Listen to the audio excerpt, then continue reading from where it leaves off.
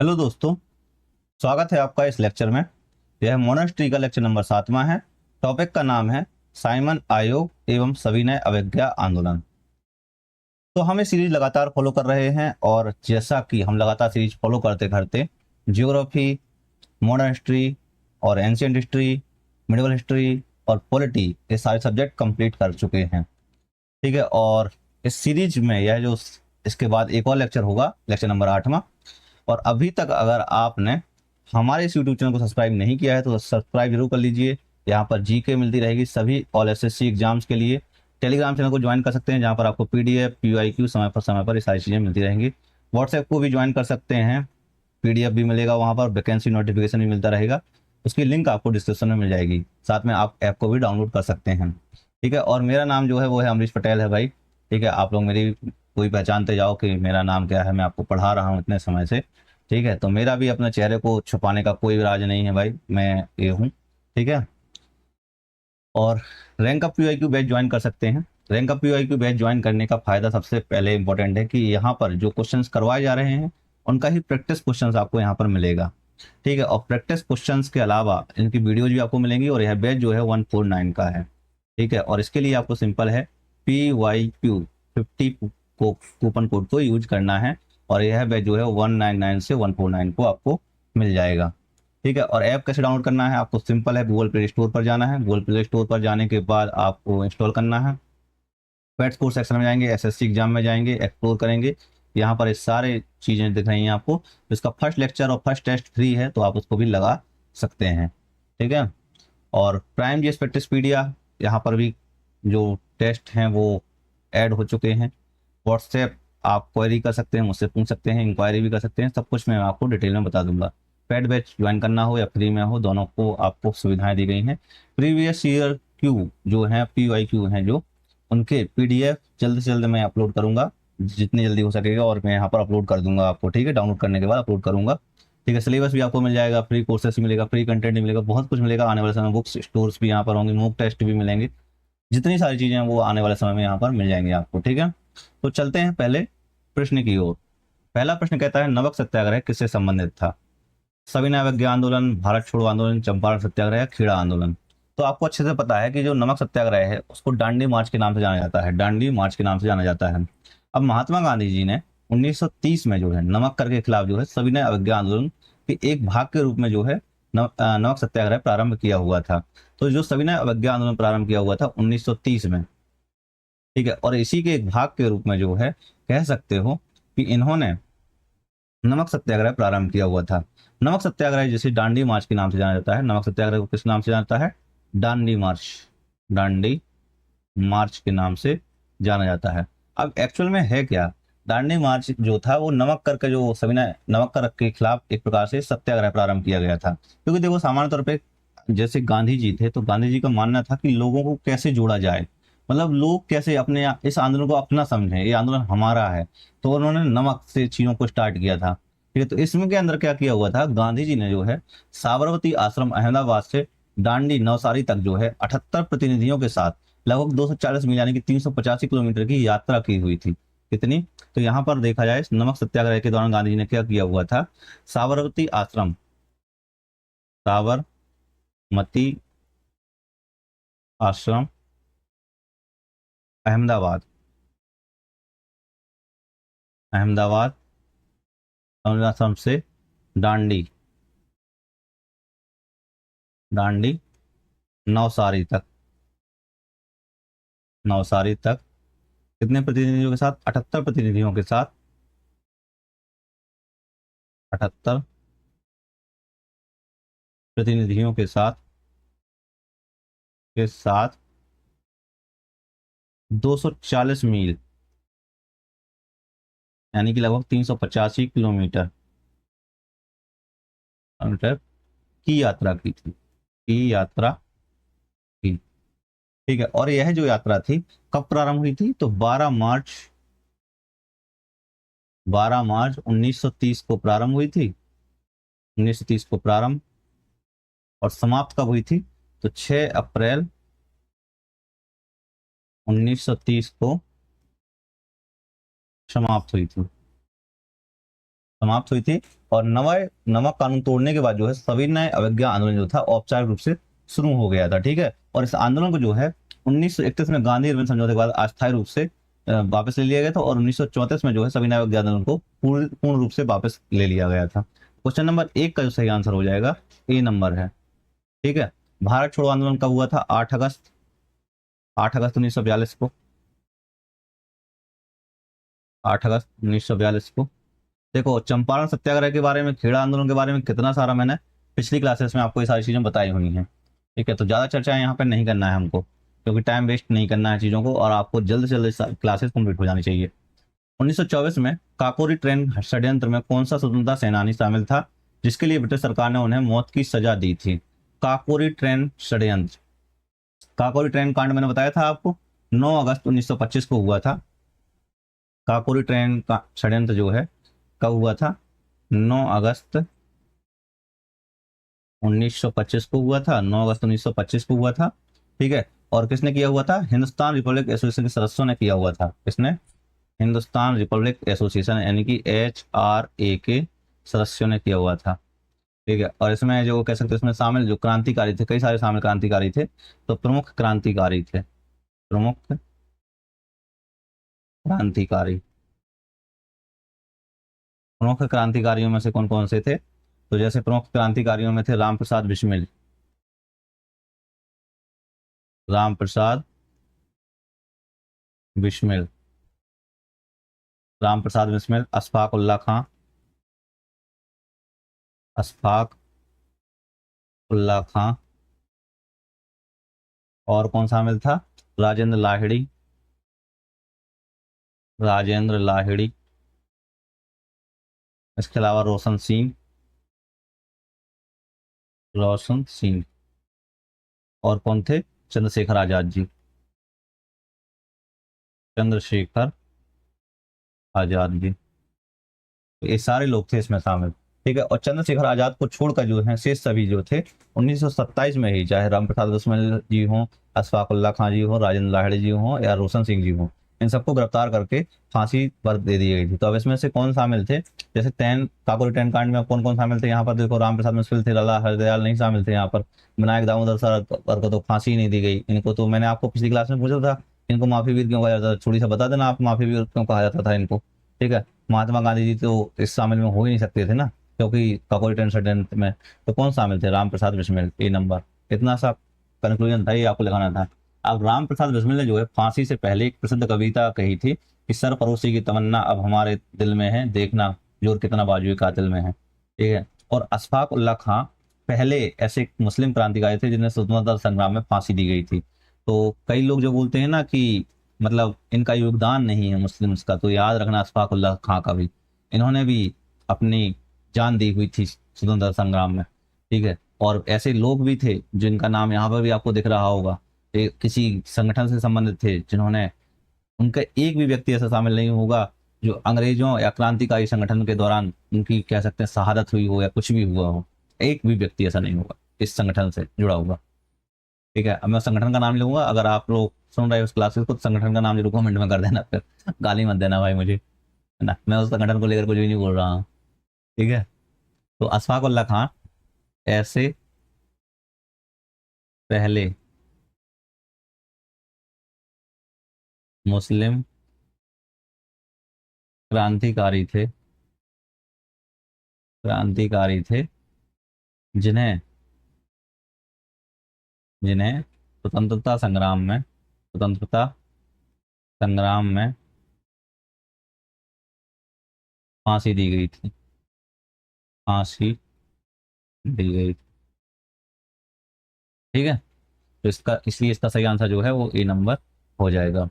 अगला प्रश्न है, प्रश्न नंबर 3। निम्नलिखित में से किस क्रांतिकारी समूह के सदस्यों ने 1927 में सहायक पुलिस अधीक्षक जॉन सैंडर्स की हत्या कर दी थी? तो किस क्रांतिकारी समूह के? तो उस क्रांतिकारी समूह का नाम बताना है आपको। हिंदुस्तान सेवा दल, हिंदुस्तान रिपब्लिक एसोसिएशन, अभिनव भारत गुप्त समिति, या अनुशीलन समिति। तो आपको अच्छे से पता है जो यहाँ पर हिंदुस्तान रिपब्लिक एसोसिएशन है, ये बहुत एक्टिव था 1927-28 के दौर में। ठीक है, तो कौन? हिंदुस्तान रिपब्लिक एसोसिएशन के सदस्यों ने जो है, जो जॉन सैंडर्स की हत्या कर दी हुई थी, सो बेसिकली क्या हुआ था कि भगत सिंह, चंद्रशेखर आजाद और राजगुरु ने जो है जेम्स स्कॉट को लक्ष्य बनाकर जो है लाला लाजपत राय की मौत का बदला लेने के लिए किया हुआ था। तो 1927 में लाहौर में जो है जॉन सैंडर्स को गोली मारी हुई थी। 1927 में कहाँ पर? लाहौर में गोली मारी हुई। लाहौर में गोली मारी गई थी, गोली मारी गई थी। ठीक है, एक चीज तो ये रहेगी। अब इसी के दौरान जो है भगत सिंह, सुखदेव और राजगुरु को लाहौर षड्यंत्र मामले में गिरफ्तार किया गया था और 23 मार्च 1931 को फांसी दी गई थी, जिसे शहीद दिवस के रूप में मनाया जाता है। ठीक है, जो देखो कई बार ना ये चीज आपको याद होगा कि फांसी किसको दी गई थी, किस समय पर दी गई थी, तारीख आपको अच्छे से याद रखना है। कई सारी चीजें जो है बिना किसी समय पर, मतलब कभी किसी तारीख को लोग गुप्त कर देंगे, इस तारीख को फांसी दी गई थी, उस तारीख को नहीं। ये तारीख आप याद रखना अच्छे से। 23 मार्च, कब? 23 मार्च 1931 को शहीद दिवस के रूप में मनाते हैं। सबसे पहले तो शहीद दिवस रखो याद, शहीद दिवस के रूप में मनाते हैं। अब शहीद दिवस क्यों मनाते हैं? तो शहीद दिवस इसलिए मनाते हैं क्योंकि भगत सिंह, सुखदेव और राजगुरु को लाहौर षड्यंत्र मामले में गिरफ्तार किया गया था और इसी के आधार पर उनको फांसी दी गई थी। ठीक है, यहाँ पर जो अभिनव भारत गुप्त समिति है जो, या सोसाइटी है, यह 1905 में बीडी सावरकर द्वारा गठित की गई थी, स्थापित की गई थी। ठीक है, ये वाली जो है 1905 में बीडी सावरकर द्वारा स्थापित थी, बीडी सावरकर द्वारा स्थापित। ठीक है, अनुशीलन समिति जो है 1902 में गठित की गई थी। कब? 1902 में। किसके द्वारा? एस.सी. बसु और जतेंद्र नाथ बनर्जी के द्वारा। ठीक है, 1902 में अनुशीलन समिति किसके द्वारा? एस.सी. बसु, एस.सी. बसु और जतेंद्र नाथ बनर्जी के द्वारा, जतेंद्र नाथ बनर्जी के द्वारा स्थापित की गई थी। ठीक है, तो ये चीज आपको याद रखना है। और हिंदुस्तान रिपब्लिक एसोसिएशन, जो हिंदुस्तान रिपब्लिक एसोसिएशन, इसकी स्थापना जो है 1924 में हुई थी। स्थापना जो है 1924 में हुई थी, 1924 में स्थापना हुई थी। और इसके अलावा जो है जैसे राम प्रसाद बिस्मिल हो गए, जी.सी. चटर्जी हो गए, सचिन सरन्याल ने, इनके द्वारा इसकी स्थापना की गई थी। किसके द्वारा? तो राम प्रसाद बिस्मिल, राम प्रसाद बिस्मिल और किसके द्वारा? और JC. Chatterjee, JC. Chatterjee, JC. Chatterjee के अलावा सचिन सान्याल, सचिन सान्याल। अच्छा, एक बड़ा प्यारा मतलब चलता रहता है कि किसका योगदान रहा है। अरे भाई, इतनी सी बात आप लोगों को आज तक समझ में नहीं आई कि भगत सिंह, सुखदेव, राजगुरु, राम प्रसाद बिस्मिल और कई अनगिनत लोग थे, उन सबका योगदान था। उनमें से महात्मा गांधी जी भी थे। तो महात्मा गांधी जी का, इनका किसी का ये नहीं देखना है कि किसका कितना योगदान था, सबका बराबर योगदान था। सब अपनी जगह पर सही थे, सबके अपने विचार थे, वो अपनी जगह पर सही थे। बड़ी सिंपल सी बात है। ये हम सब लोगों ने आज के एक तात्कालिक परिस्थिति में किस तरीके से पॉलिटिकल फायदा हम ले सकते हैं, तो हम भगत सिंह जी का भी फायदा ले सकते हैं पॉलिटिकली तरीके से। हम भगत सिंह जी के अलावा राम प्रसाद बिस्मिल का, जो राम प्रसाद बिस्मिल थे जहाँ के, उन वो लोग वहाँ का फायदा लेते हैं। सो दैट्स द पॉइंट कि सब अपना अपना पॉलिटिकली तरीके से बस फायदा ले रहे हैं।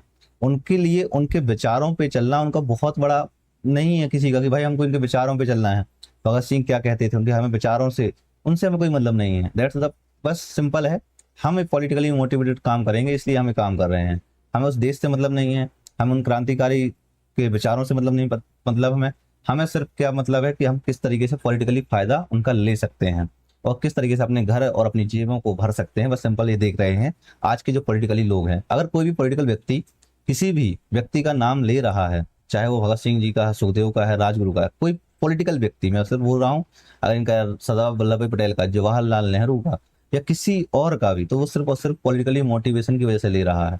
नहीं तो नेहरू जी की हर जगह गलती होती थी, लेकिन लाल किला पे बताएंगे कि हमें नेहरू के जैसा देश बनाना है, तो कभी कभी जैसे वो देखते हैं कि अब तो हम यहाँ पे पीछे हट रहे हैं, तो हमें फिर नेहरू जी का एकदम से नाम लेना पड़ेगा। सो सिंपल सी बात है, इस सारे जो वर्तमान में काम हो रहे हैं वो पॉलिटिकली मोटिवेटेड होकर हो रहे हैं। ठीक है, तो वैसे हमारा यहाँ पर इस सब चीज़ों को बताने का उद्देश्य नहीं होता, लेकिन फिर भी मैं आपको बताने का प्रयास करता हूँ, चीज़ों को समझने का प्रयास करता हूँ कि मैं एज ए टीचर काम करना चाहता हूँ, एज ए टीचर मैं आपको बता रहा होता हूँ, तो मेरा उद्देश्य होता है मैं आपको सही चीज़ें बताऊँ। ठीक है। क्वेश्चन नंबर तीसरे का जो है वो बी नंबर, आप हमारे विचारों से जो है सरोकार कर सकते हो, नहीं भी कर सकते हो, देन वो आपका प्रश्न है कि आप हमारे विचारों को समझ रहे हैं या नहीं समझ रहे हैं। मैं थोप नहीं रहा हूँ, सिर्फ बता रहा हूँ अपने विचारों को। क्वेश्चन नंबर तीसरे का बी नंबर। अगला प्रश्न, प्रश्न नंबर चौथा, निम्नलिखित में से कौन सा क्रांतिकारी जिसे भारत की ब्रिटिश सरकार ने लाहौर संधि मामले में गिरफ्तार किया गया था और जेल में 63 दिनों की भूख हड़ताल में शहीद हो गए थे। तो 63 दिनों की भूख हड़ताल की हुई थी, कितने दिनों की? 63 दिनों की। तो कौन थे? तो देखो बेसिकली क्या हुआ था, जितेंद्र नाथ दास, भगत सिंह और बहुत सारे अलग अलग नेताओं को जो है लाहौर संधि मामले में गिरफ्तार किया गया था। और यह जो कह रहे थे कि हमें राजनीतिक कैदियों के रूप में बेहतर इलाज की, मतलब बेहतर देखा जाए तो राजनीतिक कैदियों के रूप में देखा जाए, तो इसके लिए जो है इन्होंने सेंट्रल जेल में भूख हड़ताल की शुरुआत की हुई थी और 63 दिनों तक से जारी रखा हुआ था। 13 सितंबर 1929 को जतिन नाथ दास जी जो हैं वो शहीद हो गए थे। कौन? जतिन नाथ दास जी जो हैं वो शहीद हो गए थे। कितने दिनों की भूख हड़ताल के बाद? 63 दिनों की भूख हड़ताल के बाद। किस तारीख को हुए थे शहीद? तो 13 सितंबर 1929 को। ठीक है, 13 सितंबर 1929 को शहीद हो गए थे। ठीक है, और उसके अलावा जो प्रफुल्ल चाकी जी थे, यह आपको पता है मुजफ्फरपुर बम कांड, मैंने पिछली क्लासेज में आपको पढ़ाया हुआ था। तो मुजफ्फरपुर बम कांड में शामिल थे खुदीराम बोस जी के साथ 1908 में। 1908 में मुजफ्फरपुर बम कांड में खुदीराम बोस के साथ, खुदीराम बोस के साथ शामिल थे, शामिल थे। ठीक है, इसके अलावा राज बिहार राम प्रसाद बिस्मिल जी हैं, जो काकोरी कांड जो हुआ था 1925 में, उसके नेता थे। इन्हें जो है 1927 में फांसी दे दी गई थी, राम प्रसाद बिस्मिल जी को 1927 में फांसी दे दी गई थी।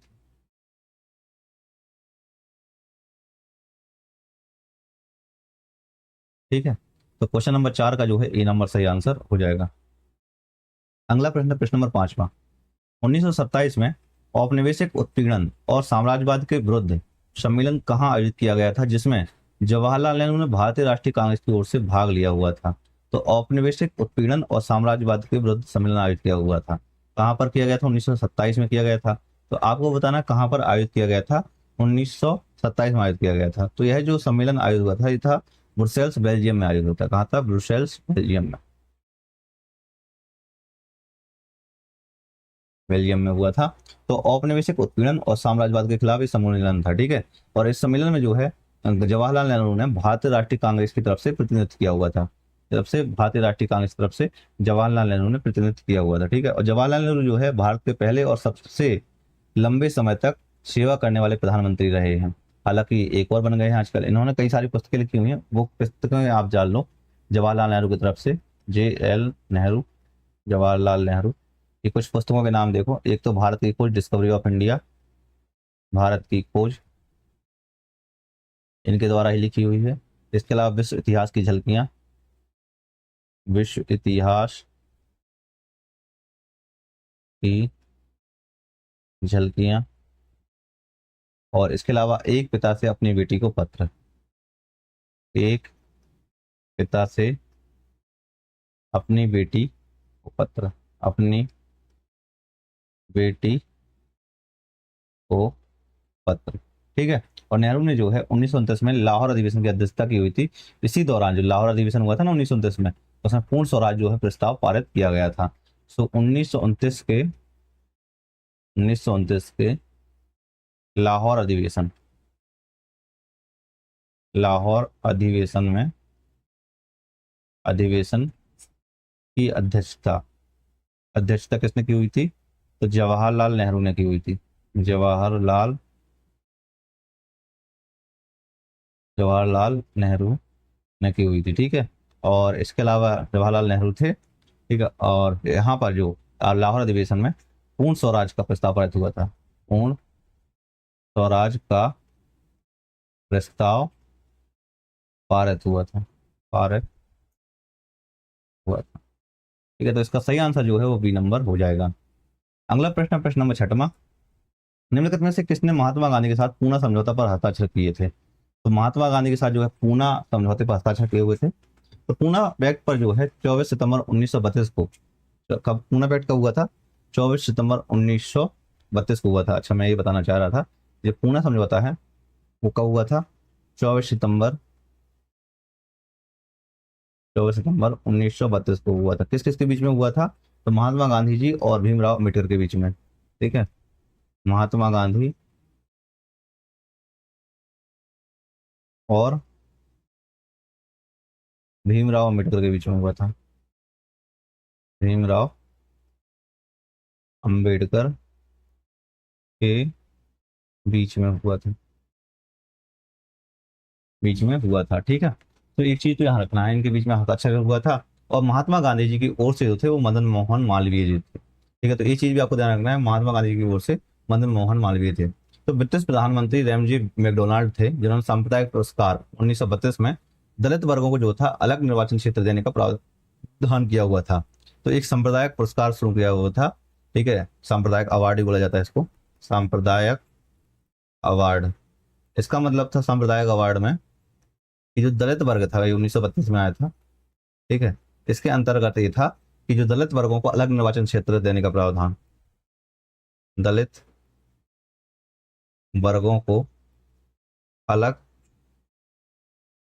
निर्वाचन क्षेत्र देने का प्रावधान, निर्वाचन क्षेत्र देने का प्रावधान था इसमें,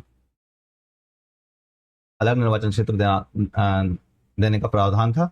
ठीक है, और गांधी जी ने जो है इसका विरोध किया हुआ था। पूना की जो यरवदा जेल थी ना, उसमें आमरण अनशन शुरू कर दिया हुआ था और पूना पैक्ट के तहत जो अलग निर्वाचन क्षेत्र था उसको अस्वीकार करके दलितों को जो है प्रांतीय और केंद्रीय विधानसभाओं में आरक्षण सीटें दी गई थी। ठीक है, दलितों को जो है इसके बाद जो है जो कह सकते हैं अलग निर्वाचन क्षेत्र को अस्वीकार कर दिया और उसकी जगह पर दलितों को जो है प्रांतीय और केंद्रीय विधान परिषदों में आरक्षित सीटें दी गई, जिस पर जो है सामान्य मतदाता द्वारा मतदान किया जाता था। ठीक है, तो इसका सही आंसर जो है वो डी नंबर हो जाएगा।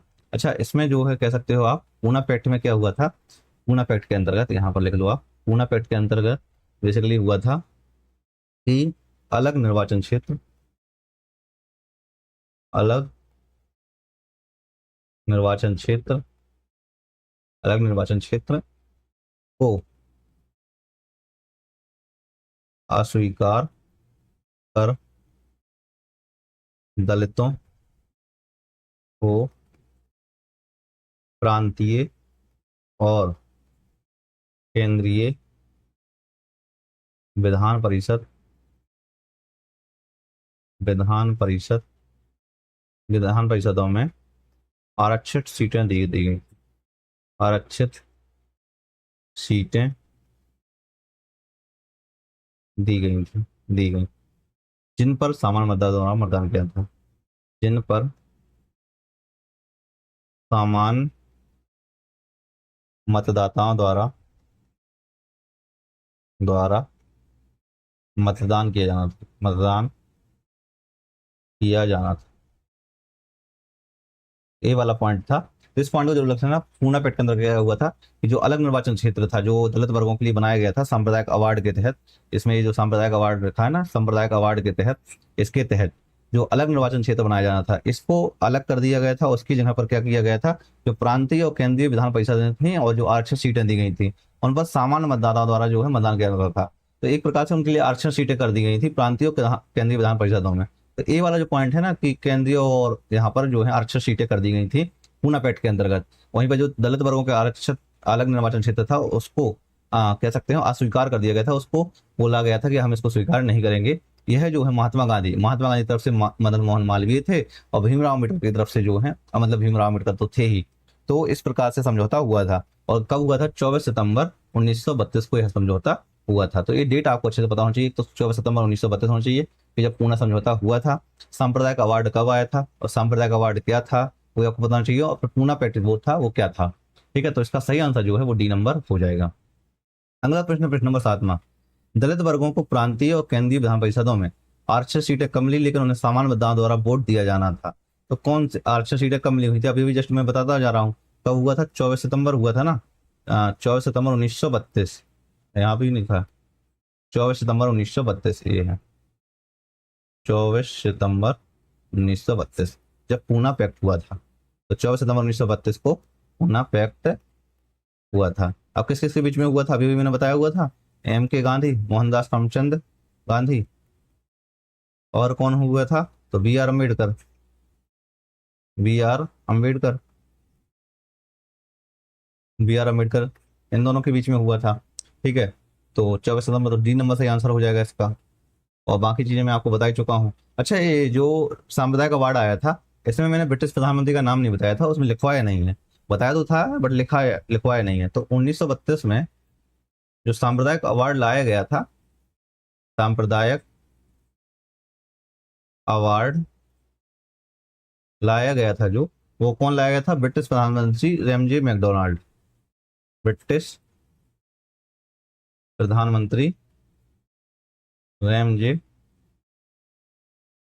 मैकडोनाल्ड, मैकडोनाल्ड द्वारा लाया गया था। ठीक है, तो इसका सही आंसर जो है वो डी नंबर हो जाएगा। अगला प्रश्न, प्रश्न नंबर 8वां, मैं कौन से में सरोजिनी नायडू ने महिलाओं को आंदोलन में शामिल होने की अनुमति देने के लिए महात्मा गांधी को राजी किया हुआ था। तो कौन से आंदोलन में जो है महिलाओं को, मतलब महिलाओं को शामिल किया जाए, तो महात्मा गांधी जी से अनुमति मांगी गई थी। तो किस आंदोलन में, तो जो सविनय अवज्ञा आंदोलन था, तो सविनय अवज्ञा आंदोलन के तहत नमक सत्याग्रह हुआ था। उस दौरान जो है सरोजिनी नायडू द्वारा महात्मा गांधी को महिलाओं को आंदोलन में शामिल होने की अनुमति के लिए राजी किया हुआ था। गांधी जी की गिरफ्तारी के बाद जो है 1930 में सरोजिनी नायडू ने जो है धरसाना सत्याग्रह का नेतृत्व भी किया हुआ था। तो ऐसा नहीं है कि सरोजिनी नायडू कमजोर थे, ऐसा नहीं है। महिलाओं को कभी कमजोर मत समझने की गलती भी मत करना देना बाबू, नहीं तो बहुत पछताओगे जीवन भर। ठीक है, तो नमक सत्याग्रह जो है 1930 में हुआ था। ठीक है, नमक सत्याग्रह 1930 में हुआ था। और जिसने सरोजिनी नायडू ने महिलाओं को आंदोलन में शामिल होने की अनुमति के लिए महात्मा गांधी को राजी किया हुआ था। ठीक है, अब बाद में जब महात्मा गांधी जी की गिरफ्तारी हो जाती है नमक सत्याग्रह के बाद, ठीक है, तो गिरफ्तारी के बाद जो है 1930 में ही, 1930 में सरोजिनी नायडू जी ने, सरोजिनी नायडू जी ने धरसाना सत्याग्रह, कौन सा सत्याग्रह, धरसाना सत्याग्रह का नेतृत्व किया, का नेतृत्व किया था, धरसाना सत्याग्रह का नेतृत्व किया हुआ था। अब सरोजिनी नायडू को जो है भारत की कोकिला कहा जाता है। सरोजिनी नायडू को, सरोजिनी नायडू को भारत का कोकिला कहा जाता है, भारत का कोकिला, कोकिला कहा जाता है, कहा जाता है। ठीक है, 1925 में कांग्रेस में जो कानपुर अधिवेशन हुआ था, उसकी महिला अध्यक्ष बनी थी। और ये भारत की पहली महिला अध्यक्ष थी, भारतीय महिला अध्यक्ष थी, मतलब। ठीक है, 1925 में, 1925 में कांग्रेस की पहली भारतीय महिला अध्यक्ष, इसकी पहली भारतीय महिला अध्यक्ष, महिला अध्यक्ष। अच्छा, किस अधिवेशन में, तो कानपुर अधिवेशन में, 1925 में जो है कानपुर अधिवेशन हुआ था कांग्रेस का, कानपुर अधिवेशन। अच्छा, इसके अलावा सरोजिनी नायडू के बारे में एक कथन और है, एक तथ्य और है, उत्तर प्रदेश की पहली महिला राज्यपाल भी बनी थी सरोजिनी नायडू जी जो है, उत्तर प्रदेश की पहली महिला राज्यपाल, उत्तर प्रदेश की पहली महिला राज्यपाल, महिला राज्यपाल बनी। ठीक है, तो इसका सही आंसर जो है वो सी नंबर हो जाएगा। अगला प्रश्न, प्रश्न नंबर 9वां, निम्नलिखित में से कौन सी घटना वर्ष 1928 में घटी थी। कौन सी घटना जो है वर्ष 1928 में घटी थी, काकोरी कांड, दांडी मार्च, बारदौली सत्याग्रह या खेड़ा सत्याग्रह। तो कौन सी घटना घटित हुई थी 1928 में। तो आपको मैंने पिछली क्लास में बारदौली सत्याग्रह के बारे में बताया था कि नहीं बताया था। तो बारदौली सत्याग्रह जो है वो 1928 में ही हुआ था। काकोरी कांड जो है 1925 में हुआ। ठीक है, दांडी मार्च जो है 1930 में हुआ। ठीक है, खेड़ा सत्याग्रह का हुआ 1918 में हुआ। ठीक है, तो ये सारी डेट तो आपको पता ही है, मतलब सन पता ही है। अब यहाँ पर एक एक करके देख लेते हैं। अब जो बारदौली सत्याग्रह है वो 1928 में हुआ था, तो 1928 की घटना है, आपको बता दो भाई, इस तरीके से पता होना चाहिए सब कुछ। ठीक है, अब बारदौली सत्याग्रह जो 1928 में हुआ था, ये वल्लभ भाई पटेल, वल्लभ भाई पटेल के नेतृत्व में, के नेतृत्व में गुजरात के सूरत जिले में अंग्रेजों के द्वारा हुआ था। गुजरात के सूरत जिले में, सूरत जिले में अंग्रेजों द्वारा भूमि राजस्व में, भूमि राजस्व में 22% की वृद्धि कर दी थी। 22% की वृद्धि के विरोध में, यह आंदोलन हुआ था, विरोध में हुआ था। ठीक है। और तो यहाँ पर एक चीज रखना है कि जब ये विरोध हुआ था तो इसी दौरान जो यहाँ की महिलाएं थी, बारदौली सत्याग्रह के दौरान शामिल हुई महिलाएं थी सत्याग्रह में, उन्हीं ने ही सरदार वल्लभ भाई पटेल जी को सरदार की उपाधि दी हुई थी। ठीक है। तो ये चीज आपको ध्यान रखना है। तो सही आंसर जो है वो सी नंबर हो जाएगा। अगला प्रश्न, प्रश्न नंबर 10वां, निम्नलिखित में से किस वर्ष में सविनय अवज्ञा अभियान पूरी तरीके से बंद कर दिया गया था? सविनय अवज्ञा पूरी तरीके से बंद कर दिया गया था। इसके पहले देखो क्या हुआ था कि 6 अप्रैल 1930 को गांधी जी को गिरफ्तार कर लिया गया, दांडी मार्च के बाद, नमक कानून तोड़ने के बाद। ठीक है। और इसी दौरान जो है सविनय अवज्ञा औपचारिक रूप से शुरू होता है। तब तो इस शुरू पहले तो प्रारंभ का पता होना चाहिए आपको। तो प्रारंभ कब हुआ था? 6 अप्रैल 1930 को, 6 अप्रैल 1930 को प्रारंभ होता है। ठीक है। बाद में क्या हुआ कि जब गांधी इरविन समझौता होता है 1931 में, 1931 में गांधी इरविन समझौता होता है, गांधी इरविन समझौता होता है। तो सविनय अवज्ञा आंदोलन जो है उसको अस्थायी रूप से वापस लेते हैं, जो CDM है। ठीक है। सिविल डिसओबीडियंस मूवमेंट है जो CDM। ठीक है। तो CDM को जो है अस्थायी रूप से वापस ले लिया, अस्थायी रूप से वापस ले लिया जाता है, वापस ले लिया जाता है, ले लिया जाता है। ठीक है। और यहीं पर जो है अस्थायी रूप से वापस ले लेते हैं। बाद में जो है द्वितीय गोलमेज सम्मेलन होता है जो 1931 में है, उसकी विफलता हो गई और 1932 में इसको, 1932 में पुनः शुरू किया गया, पुनः शुरू किया गया डिसओबीडियंस मूवमेंट जो है। इसके बाद अप्रैल सॉरी पुनः वापस ले गया। अप्रैल 1934 में गांधी जी ने इस आंदोलन को पूर्णतः बंद कर दिया गया था। कब? अप्रैल 1934 में गांधी जी ने इसको पूर्णतः बंद कर दिया गया था। गांधी जी ने इसे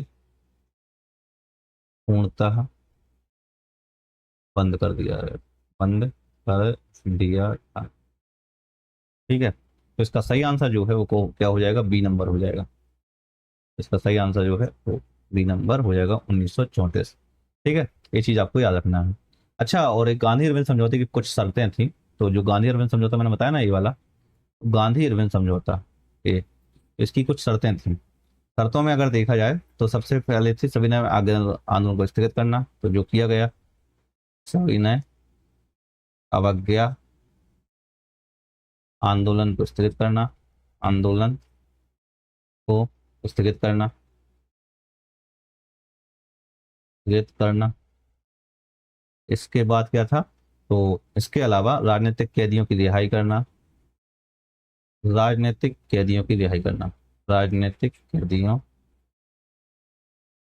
की रिहाई करना। और इसके बाद जो था वो था कि गांधी जी को द्वितीय सम्मेलन में भाग लेना शामिल था। गांधी जी का, गांधी जी का द्वितीय गोलमेज सम्मेलन में भाग लेना, सम्मेलन में भाग लेना शामिल ना, शामिल था। ठीक है। तो इसका सही आंसर जो है वो बी नंबर हो जाएगा। अगला प्रश्न, प्रश्न नंबर 11। प्रश्न नंबर 11, सी राजगोपालाचारी ने निम्नलिखित में से किस राज्य में नमक सत्याग्रह का नेतृत्व किया हुआ था? तो किस राज्य में जो है नमक सत्याग्रह का नेतृत्व किया हुआ था? सी राजगोपालाचारी ने बताना है आपको। तो गुजरात, महाराष्ट्र, राजस्थान या तमिलनाडु में। तो देखो जो अप्रैल 1930 में जब नमक सत्याग्रह हो रहा था, 6 अप्रैल 1930 को प्रारंभ हुआ था ना, ठीक है। तब तमिलनाडु में जो है, तमिलनाडु में सिराज गोपालाचारी ने नमक कानून तोड़ने के लिए तिरुचिरापल्ली और त्रिचनापल्ली कहलाएंगे कि तंजौर तट तक, तंजौर तट पर जो है बेदरार नियम तक मार्च का आयोजन किया हुआ था। कहाँ से? यहाँ तो तमिलनाडु में जो है तिरुचिरापल्ली, तिरुचिरापल्ली से तंजौर तट तक, तंजौर तट तक प्रारंभ किया हुआ था। ठीक है, एक तो ये हो जाएगा, किसने? सिराज गोपालाचारी ने। इसके अलावा नमक सत्याग्रह के और भी अलग नेता थे, जैसे कौन से तट पे थे, सब लोगों के नाम हम देख लेते हैं एक एक करके। तो जैसे देश के अलग अलग भागों में बहुत सारे अलग नेता थे, जैसे के कलप्पन, के कलप्पन हो गए। तो के कलप्पन जो थे वो मालाबार तट पर थे, मालाबार तट पर गए। ठीक है, इसके अलावा अंबिका कांत सिन्हा, अंबिका कांत सिन्हा। तो अंबिका कांत सिन्हा जो है वो बिहार। ठीक है, इसके अलावा गोपाल बंधु चौधरी,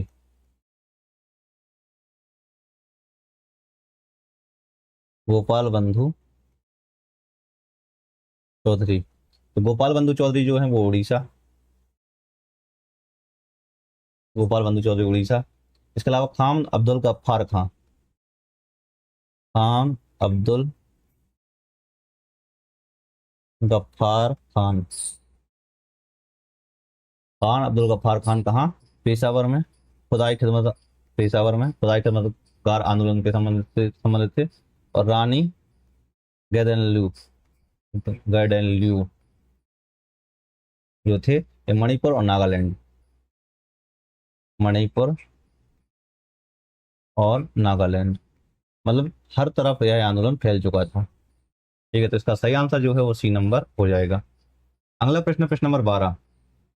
8 अप्रैल 1929 को निम्नलिखित दो क्रांतिकारियों में से किसने केंद्रीय विधानसभा में बम फेंका था? तो 8 अप्रैल 1929 को किन क्रांतिकारियों ने, दो क्रांतिकारियों ने जो है केंद्रीय विधानसभा में बम फेंका हुआ था? तो इनमें जो थे वो थे भगत सिंह और बटुकेश्वर दत्त। कौन थे? भगत सिंह और बटुकेश्वर दत्त, भगत सिंह और बटुकेश्वर दत्त द्वारा। ठीक है, जब सार्वजनिक सुरक्षा विधेयक और व्यापार विवाद अधिनियम के विरोध में जो है दिल्ली की सेंट्रल लेजिस्लेटिव असेंबली में बम फेंका हुआ था। क्यों फेंका हुआ था?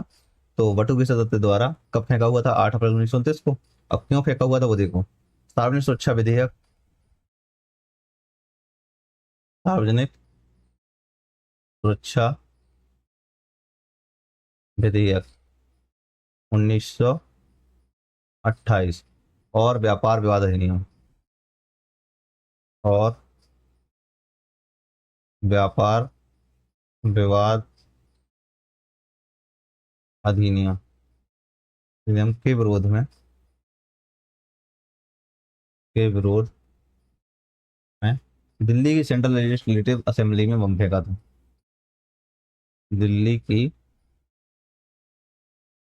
सेंट्रल लेजिस्लेटिव लेटिव असेंबली, असेंबली में बम फेंका था, बम फेंका था। ठीक है, और ताकि, और हाँ ये ध्यान रखना, यहाँ पर इन्होंने जो बम फेंका हुआ था वो जानबूझ करके खाली जगह पर फेंका हुआ था ताकि कोई हताहत ना हो।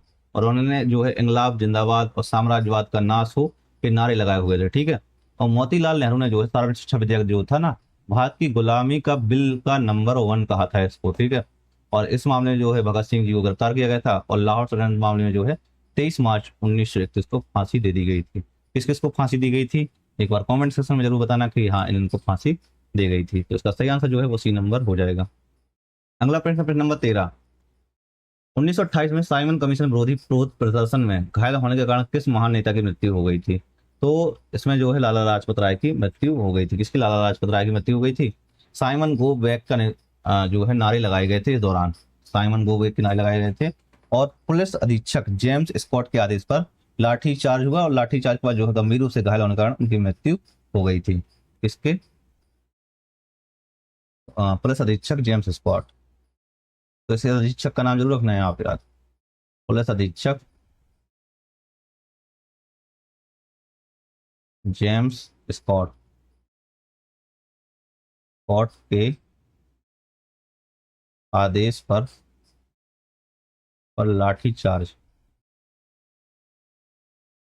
लाठीचार्ज में गंभीर रूप से घायल होने के कारण उनकी मृत्यु हो गई। उनकी मृत्यु हो गई। ठीक है। और लाला लाजपत राय को पंजाब केसरी और शेरे पंजाब के नाम से जाना जाता है। लाला लाजपत राय को पंजाब केसरी और शेरे पंजाब के नाम से जाना जाता है। और शेर ए पंजाब के नाम से जाना जाता है। ठीक है। और इन्होंने जो है लाहौर में सर्वेंट ऑफ पीपल सोसाइटी 1921 में इसकी स्थापना की हुई थी। इनकी कुछ पुस्तकों के नाम है, तो पुस्तकों के नाम जरूर आप याद रखना। लाला लाजपत राय द्वारा लिखी गई पुस्तकें कौन सी पुस्तकें थी? एक तो अनहैप्पी इंडिया का नाम था, अनहैप्पी इंडिया, अनहैप्पी इंडिया। ठीक है। इसके अलावा आर्य समाज, और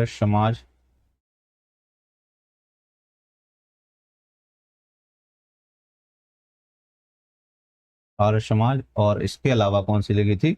इंग्लैंड का भारत पर कर्ज, इंग्लैंड का भारत पर कर्ज। ठीक है। और साइमन कमीशन जो है 1927 में आया था, और 7 ब्रिटिश सांसद थे और इसमें कोई भी भारतीय सदस्य नहीं था। ठीक है, तो इसका सही आंसर जो है वो ई नंबर हो जाएगा। अगला प्रश्न, प्रश्न नंबर 14। 1928 में किसके नेतृत्व में हिंदुस्तान रिपब्लिक एसोसिएशन ने समाजवादी विचारों को अपनाया हुआ था? तो किसके नेतृत्व में अपनाया हुआ था समाजवादी विचारों को? राम प्रसाद बिस्मिल, राजगुरु, भगत सिंह या चंद्रशेखर आजाद? तो समाजवादी विचारों को जो अपनाया हुआ था वो चंद्रशेखर आजाद के विचारों को द्वारा अपनाया गया था। जो कह सकते हैं समाजवादी विचारों को, इसको चंद्रशेखर आजाद। तो बेसिकली जो हिंदुस्तान रिपब्लिक एसोसिएशन की स्थापना हुई थी 1924 में हुई थी। हिंदुस्तान रिपब्लिक की स्थापना जो है 1924 में हुई थी, जो मैं पहले भी बताया था, 1924 में हुई थी। ठीक है। और किस किस ने की हुई थी ये भी मैंने बताया हुआ था कि राम प्रसाद बिस्मिल, राम प्रसाद बिस्मिल, और कौन थे इसमें? जेसी चटर्जी, जेसी चटर्जी, और कौन था? सचिन सान्याल, सचिन सान्याल, ये लोग थे। ठीक है। इसमें तो इनके द्वारा इसकी स्थापना की गई थी, राम प्रसाद बिस्मिल, जेसी चटर्जी, सचिन सान्याल के द्वारा की गई थी।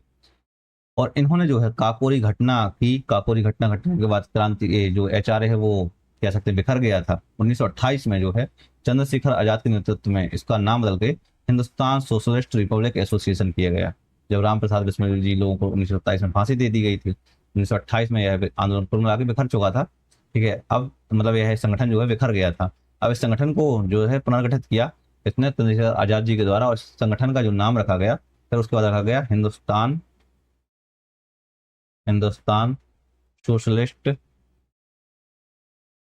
Socialist Republican association,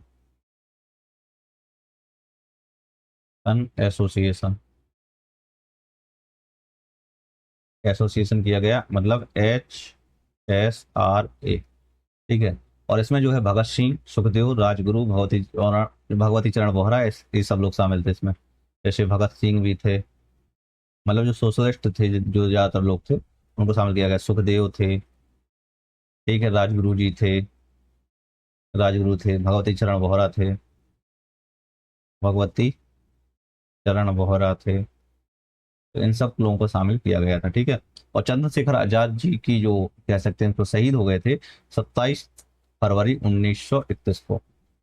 Chandrashekhar Azad शहीद हुए थे 27 फरवरी 1931 को इलाहाबाद के अल्फ्रेड पार्क में।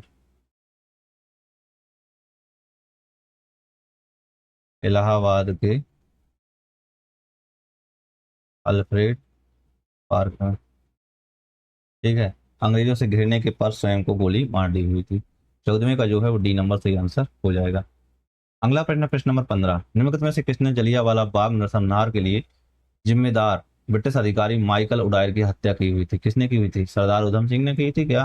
हाँ भाई, सरदार उधम सिंह जी। ऐसे होना चाहिए व्यक्ति, किसी का बदला लेने के लिए सारा सात समंदर नाप के चले जाए बंदा। ठीक है, यही चीज थी उधम सिंह जी के अंदर। ठीक है, तो 13 मार्च 1940 को लंदन के कैक्सटन हॉल में जो है माइकल ओडायर की हत्या की हुई थी। किसने? उधम सिंह जी के द्वारा 13 मार्च 1940 को, 13 मार्च 1940 को कहाँ पर की हुई थी हत्या? तो लंदन के कैक्सटन हॉल में, कैक्सटन हॉल में माइकल ओडायर की हत्या की। माइकल ओ डायर की हत्या की। ठीक है, और यह जो थे 1919 में जो है पंजाब के लेफ्टिनेंट गवर्नर थे, जिन्होंने जो है जनरल रेजिनॉल्ड डायर के जलियांवाला नरसंहार, जो जलियांवाला हत्याकांड था, उसका समर्थन किया हुआ था। तो ध्यान रखना, इसमें क्या किया हुआ था कि 1919 में जो माइकल उडायर है ना, आपको लगता है कि माइकल उडायर ने वहां पर जलियांवाला बाग हत्याकांड में गोली चलाई थी? नहीं, माइकल ओडायर जो था वो एक समर्थन वाला व्यक्ति था, जिसने जनरल जो रेजिनॉल्ड डायर था ना, उसके जलियांवाला बाग नरसंहार का जो है समर्थन किया हुआ था। जलियांवाला बाग नरसंहार का समर्थन किया हुआ था। तो ये क्या था, 1919 में जब यह हत्याकांड हुआ था, 13 अप्रैल 1919 को जलियांवाला बाग हत्याकांड, तब यह पंजाब के लेफ्टिनेंट लेफ्टिनेंट गवर्नर थे, और जिन्होंने जनरल जनरल रेजिनॉल्ड डायर के डायर के जलियांवाला बाग नरसंहार का समर्थन किया था, का समर्थन किया था। ठीक है, तो 1919 में ये चीज घटना घटित हुई थी। ठीक है, और उधम सिंह जी ने अपना नाम ना इस दौरान जो है राम मोहम्मद सिंह आजाद, वाह क्या नाम था, राम मोहम्मद सिंह आजाद, राम मोहम्मद सिंह आजाद, इन्होंने अपना नाम ये रखा हुआ था। ठीक है, जो हिंदू मुस्लिम सिख एकता का प्रतीक था। ठीक है, और मुझे भी आजकल यही लगता है कि हम सबको यही बताना चाहिए कि राम मोहम्मद सिंह आजाद मेरा नाम। क्या था? राम मोहम्मद सिंह आजाद। ठीक है, तो ध्यान रखो इसको। उधम सिंह जी को जो है 31 जुलाई 1940 को लंदन में फांसी दी गई थी। यानी कि राम मोहम्मद सिंह आजाद जी को जो है 31 जुलाई 1940 को लंदन में फांसी दी गई थी, दी गई थी। ठीक है, तो इसका सही आंसर जो है वो बी नंबर हो जाएगा। अगला प्रश्न, प्रश्न नंबर 16, निम्नलिखित में से कौन सत्याग्रह 1927 में डॉक्टर भीमराव अंबेडकर द्वारा शुरू किया गया था? तो कौन सा सत्याग्रह किया गया था? तो देखो, धरसाना सत्याग्रह तो किसने किया हुआ था? धरसाना सत्याग्रह सरोजिनी नायडू द्वारा किया गया था। ठीक है, नमक सत्याग्रह का एक भाग था धरसाना सत्याग्रह। मुलसी सत्याग्रह, तो मुलसी सत्याग्रह क्या था भाई? ये मुलसी सत्याग्रह के बारे में तो यार मुझे जानकारी नहीं है, थोड़ी सी जरा कमेंट सेक्शन में बताओ। इसके बारे में बताया था क्या मैंने? महार सत्याग्रह के बारे में बताया था क्या मैंने? तो महार सत्याग्रह ही तो था जिसके बारे में बातचीत चल रही थी। इसके बारे में 1927 में भीमराव अम्बेडकर द्वारा शुरू किया गया था महार सत्याग्रह। ठीक है, तो महार सत्याग्रह जो है 1927 में हुआ था, और भीमराव अम्बेडकर द्वारा रायगढ़ महाराष्ट्र में शुरू किया गया था। कहाँ पर? रायगढ़ महाराष्ट्र में शुरू किया गया था। कहाँ पर? रायगढ़ महाराष्ट्र में शुरू किया गया था। और दलितों को जो है चौदार तालाब में जो है पानी का उपयोग करने का नीति दिलाना था। और इसका जो शुरुआत की गई थी वो 20 मार्च 1927 को की गई थी। किसको? 20 मार्च 1927 को की गई थी, और 20 मार्च 1927 को भारत में जो है सशक्तिकरण दिवस के रूप में मनाया जाता है। 20 मार्च 1927 भारत में सामाजिक सशक्तिकरण, सामाजिक सशक्तिकरण दिवस के रूप में मनाया जाता है। दिवस के रूप में मनाया जाता है, ठीक है। और अम्बेडकर ने जो है महार सत्याग्रह के दौरान ही मनुस्मृति को जलाया हुआ था, ठीक है। तो इसलिए इसका सही आंसर जो है वो डी नंबर हो जाएगा। अगला प्रश्न, प्रश्न नंबर 17। यह प्रस्ताव किसने पेश किया था कि भारत का राष्ट्रीय ध्वज केसरिया सफेद और गहरे हरे रंग का समान अनुपात में क्षैतिज तिरंगा होगा? सरदार वल्लभ भाई पटेल, जवाहरलाल नेहरू, महात्मा गांधी या राजेंद्र प्रसाद ने? तो जो ये प्रस्ताव रखा हुआ था केसरिया सफेद और गहरे हरे रंग का, यह जो था वो जवाहरलाल नेहरू का प्रस्ताव था। किसका था? जवाहरलाल नेहरू का प्रस्ताव था। और यह जो प्रस्ताव था कब पेश किया गया था? तो 22 जुलाई 1947 को, 22 जुलाई 1947 को पेश किया गया था। कहाँ पर पेश किया गया था?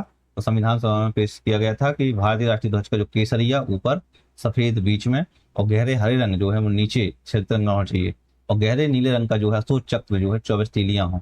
ध्वज का डिजाइन जो है पेंकली बेकैया द्वारा तैयार किया गया था। तो यहाँ पर देखो ध्वज का डिजाइन, ध्वज का डिजाइन जो है पेंगली वेंकैया द्वारा तैयार किया गया था, पेंगली द्वारा तैयार किया गया। तो इसका सही आंसर जो है वो बी नंबर हो जाएगा। अगला प्रश्न, प्रश्न नंबर 18। राज्य के नीतिगत तत्वों या सिद्धांतों की उत्पत्ति का पता निम्नलिखित में से किससे लगाया जा सकता है? तो किससे लगाया जा सकता है वो आपको बताना है। गांधी अर्बन समझौता था, पूना पैक्ट था, या कराची प्रस्ताव था, दूसरा गलवान सम्मेलन था? तो बेसिकली क्या था कि जो राजनीतिक सिद्धांतों की उत्पत्ति का पता, मतलब उत्पत्ति कहाँ से होने लगी थी, वो आपको बताना है। तो बेसिकली जो कराची का प्रस्ताव था ना, उससे पता लगाया जा सकता है। कहाँ से? कराची का प्रस्ताव था। अब कराची का प्रस्ताव जो है ये 1931 में आया हुआ था। कितने में? 1931 में आया हुआ था। और इस दौरान जो है कांग्रेस अधिवेशन हुआ था। लेकिन ये किस अधिवेशन के दौरान? तो कांग्रेस अधिवेशन के दौरान, कांग्रेस अधिवेशन। और कांग्रेस का कौन सा अधिवेशन था? तो एक कराची अधिवेशन था। कौन सा? कराची वाला अधिवेशन था, कि कराची में ही हुआ था। और इस अधिवेशन की अध्यक्षता जो की हुई थी, तो किसने की हुई थी? आपको थोड़ा सा सुन के वो लगेगा कि यार ये थे। हाँ, तो सरदार वल्लभ भाई पटेल जी थे। सरदार वल्लभ भाई पटेल जी थे, ठीक है, जिनकी अध्यक्षता में ये आयोजित हुआ था। और इसमें जो है कराची प्रस्ताव में जो है कह सकते हैं गांधी अर्बन समझौते का समर्थन किया गया था। कराची प्रस्ताव में, कराची प्रस्ताव में गांधी इरविन समझौते, गांधी इरविन समझौते का समर्थन किया था, का समर्थन किया गया था, ठीक है। तो इसको ध्यान रखना है आपको। और इसने, कांग्रेस ने जो है दूसरे कल सम्मेलन में भाग लेने पर सहमति भी जताई हुई थी। तो डी नंबर सही आंसर हो जाएगा इसका। अगला प्रश्न, प्रश्न नंबर 19वां। वर्ष 1930 में सी गोपालाचारी ने नवगठित में से किस स्थान पर नमक कानून तोड़ा हुआ था? इसके बारे में अभी बताया था मैंने ना। कहाँ पर तोड़ा हुआ था? तिरुपति में, तिरुचिरापल्ली में, या वेदारण्यम में? कहाँ पर तोड़ा हुआ था? ये मैंने बताया था ना कि नहीं बताया था? तंजौर तट वेदारण्यम, ये पूरा नहीं लिखवाया था मैंने, लगता है शायद। तो कहाँ पर था? वेदारण्यम जो था वहां तक, तमिलनाडु में किया हुआ था, ठीक है। कहाँ से कहाँ तक? तो ये था वेदारण्यम था, लेकिन वेदारण्यम में अंतिम पॉइंट था। ये चीज पहले ध्यान रखो। पहले कहाँ से कहाँ तक था? तो तिरुचिरापल्ली, तिरुचिरापल्ली, तिरुचिरापल्ली, तिरुचिरापल्ली से लेकर वेदारण्यम में जो है वो तंजौर तट, तंजौर तट पर लगभग यह जो यात्रा थी वो 240 किलोमीटर की यात्रा थी। 240 किलोमीटर की यात्रा थी। यहाँ पर जो है नमक कानून तोड़ा हुआ था। अब सिराज गोपालाचारी जी को जो है वो राजा जी के नाम से भी जाना जाता है, राजा जी के नाम से भी जाना जाता है, ठीक है। और माउंट बैटन के बाद ये हैं सिराज गोपालाचारी जो है भारत के पहले और अंतिम भारतीय गवर्नर जनरल थे। सिराज गोपालाचारी जो है स्वतंत्र भारत के, स्वतंत्र भारत के पहले और अंतिम भारतीय गवर्नर जनरल थे, अंतिम भारतीय गवर्नर जनरल थे, जनरल थे। इनका जो समय काल था 1948 से लेकर 1950 तक, ठीक है। 1959 में इन्होंने, सिराज गोपालाचारी जी द्वारा 1959 में इन्होंने स्वतंत्र पार्टी की स्थापना की थी। स्वतंत्र पार्टी की स्थापना की। और इसके अलावा इन्होंने जो है 1954 में भारत रत्न में दिया गया, में भी दिया गया। ए पॉइंट हो जाएंगे, तो इसलिए इसका सही आंसर जो है वो ए नंबर हो जाएगा। अगला प्रश्न, प्रश्न नंबर 20वां, निम्नलिखित में से कौन कांग्रेस सोशलिस्ट पार्टी के संस्थापकों में से एक था? कांग्रेस सोशलिस्ट पार्टी के संस्थापकों में से एक था, वो आपको बताना है। कांग्रेस सोशलिस्ट पार्टी यानी कांग्रेस समाजवादी पार्टी जो है उसके संस्थापकों में से कौन था? तो बेसिकली कांग्रेस समाजवादी पार्टी के हम संस्थापक पहले देख लेते हैं कौन कौन लोग थे, कब हुई थी स्थापना। तो कांग्रेस सोशलिस्ट पार्टी की जो स्थापना हुई थी वो 1934 में हुई थी। 1934 में स्थापना हुई। उसके संस्थापकों में से कौन कौन थे? संस्थापक जो थे, संस्थापक, संस्थापक कौन कौन से थे वो देखो आप। तो राम मनोहर लोहिया, राम मनोहर लोहिया, इसके अलावा जयप्रकाश नारायण, जयप्रकाश नारायण, जयप्रकाश नारायण के बाद कौन थे? आचार्य नरेंद्र देव, आचार्य नरेंद्र देव, और कौन था? मीनू मसानी, मीनू मसानी। अब इनमें से कौन बचा भाई? इनमें से यही बचा था राम मनोहर लोहिया। मतलब कौन बचे थे? तो राम मनोहर लोहिया जी थे, इस समाजवाद के संस्थापक थे। ठीक है। अब इसके अलावा राम मनोहर लोहिया मतलब जो इन्होंने कांग्रेस सोशलिस्ट पार्टी की स्थापना की हुई थी, तो इसका उद्देश्य क्या था? इसका उद्देश्य था स्वतंत्रता आंदोलन के अंतर्गत समाजवाद को बढ़ावा देना। ठीक है। और राम मनोहर लोहिया ने जो है सप्त क्रांति की वकालत की हुई थी। ठीक है। जयप्रकाश नारायण जो थे 1974 में बिहार में जो है संपूर्ण क्रांति जेपी आंदोलन शुरू किया हुआ था जयप्रकाश नारायण जी के द्वारा। जयप्रकाश नारायण ने क्या किया हुआ था 1974 में बिहार में जो है, बिहार में संपूर्ण क्रांति, संपूर्ण क्रांति या जेपी आंदोलन शुरू किया हुआ था। जेपी आंदोलन शुरू किया, जेपी आंदोलन शुरू किया हुआ था। और इनको जयप्रकाश नारायण जी को 1999 में भारत रत्न दिया गया था, भारत रत्न दिया गया था। ठीक है। इसलिए इसका सही आंसर जो है वो डी नंबर हो जाएगा। अगला प्रश्न, प्रश्न नंबर 21, 12 मार्च 1930 को जब महात्मा गांधी जी ने दांडी मार्च शुरू किया तब भारत के वायसराय कौन थे? ये भी भाई क्वेश्चन तो अच्छा है। कौन होंगे वायसराय? आपको क्या लगता है कौन होना चाहिए? तो जब दांडी मार्च शुरू किया हुआ था तो दांडी मार्च 12 मार्च 1930 को शुरू हुआ था। अब इनमें से अगर हम इनके कार्यकाल को देखते हैं एक करके, किसका कौन सा कार्यकाल था, तो लॉर्ड विलिंगडन का कार्यकाल जो था 1931 से लेकर 1936 तक था। अब दांडी मार्च तो 12 मार्च 1930 को हुआ था। ठीक है। तो इनका कार्यकाल इतना हो गया। इसके अलावा जो लॉर्ड चेम्सफोर्ड हैं, तो लॉर्ड चेम्सफोर्ड का कार्यकाल 1916 से लेकर 1921 था, 1921 था। ठीक है। लॉर्ड मिंटो द्वितीय का जो कार्यकाल है वो भी नहीं है। ठीक है। तो लॉर्ड मिंटो द्वितीय का भी कार्यकाल नहीं है ये। तो अब किसका बचता है कार्यकाल? एडविन जो है, तो लॉर्ड मिंटो द्वितीय तो काफी समय पहले थे, इनका कार्यकाल नहीं आएगा, आसपास ही नहीं भटकेंगे। ठीक है। लॉर्ड एडविन का जो कार्यकाल है वो है 1926 से लेकर 1931 हो जाएगा। इनका ही कार्यकाल है भाई। लॉर्ड इरविन जो थे वो इस समय पर थे। ठीक है। लॉर्ड इरविन के कार्यकाल में जो साइमन कमीशन ही भारत आया था। लॉर्ड इरविन के कार्यकाल में जो है, इनके कार्यकाल में साइमन कमीशन भी भारत आया था, साइमन कमीशन भी भारत आया था, भारत आया था। तो ये कुछ पॉइंट आपको जरूर याद रख लेने हैं। ठीक है। अगला क्वेश्चन देख लेते हैं, क्वेश्चन नंबर 22, अखिल भारतीय किसान सभा की स्थापना अप्रैल में लखनऊ में हुई थी जिसके अध्यक्ष स्वामी सहजानंद सरस्वती थे। तो अखिल भारतीय किसान सभा की स्थापना अप्रैल लखनऊ में हुई थी जिसके अध्यक्ष सहजानंद सरस्वती थी। तो अप्रैल में कौन से सन में हुई थी? तो सन बताना है आपको, 1934, 1935, 1937 या 1936 में।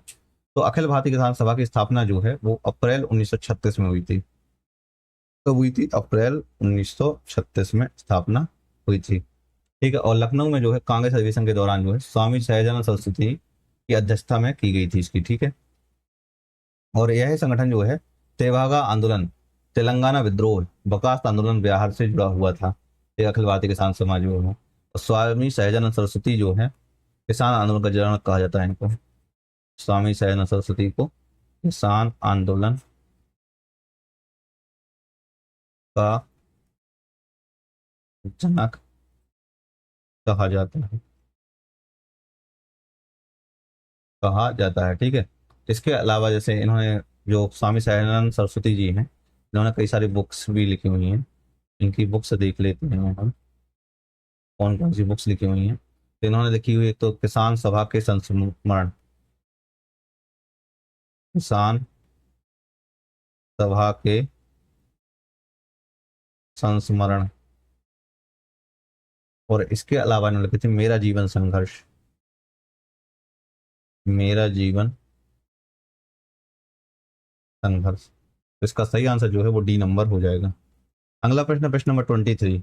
सरदार वल्लभ भाई पटेल ने 1928 में किस प्रमुख किसान आंदोलन के नेता थे? 1928 में किस प्रमुख आंदोलन के नेता थे? अभी अभी मैंने जस्ट बताया भी था इसका, कि सरदार वल्लभ भाई पटेल जो है उन्होंने बारदौली सत्याग्रह का नेतृत्व किया हुआ था। किसका? बारदौली सत्याग्रह का। ठीक है, इसके नेता रहे हैं, और भूमि राजस्व में 22 प्रतिशत की वृद्धि के विरोध में जो है वल्लभ भाई पटेल ने इसका नेतृत्व किया हुआ था। ठीक है, जंगल सत्याग्रह जो है वो कब हुआ था? 1930 में हुआ था जंगल सत्याग्रह। और किसके नेतृत्व में हुआ था? सुरकंडी में जो है मतलब सुरकंडी में सुरकंडी में महादेव गणेश दातार के नेतृत्व में, महादेव गणेश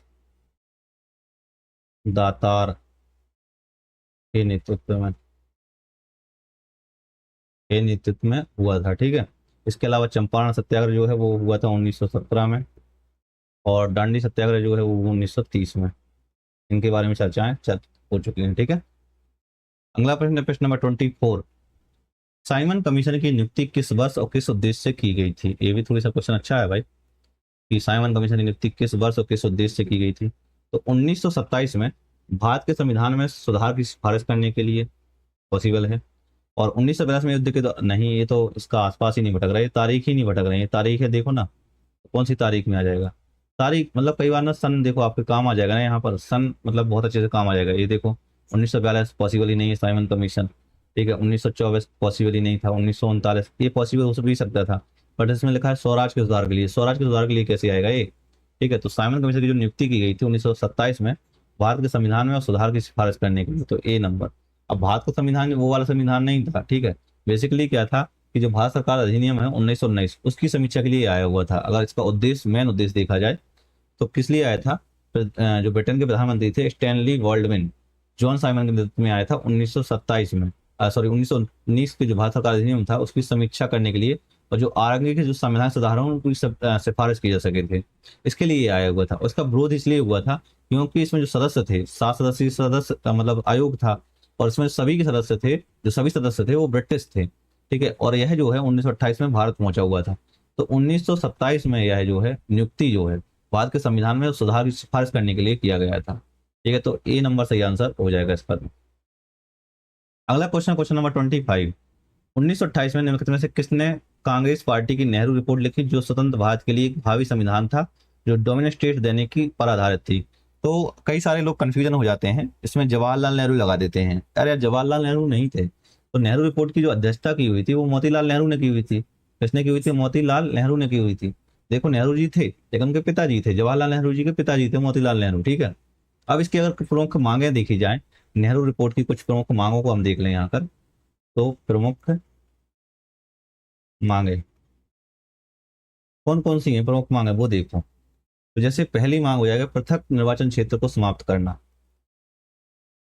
मतलब बहुत सारी हैं बट हम कुछ मोस्ट जो प्रमुख है वो उसे बताएंगे यहाँ पर। पृथक निर्वाचन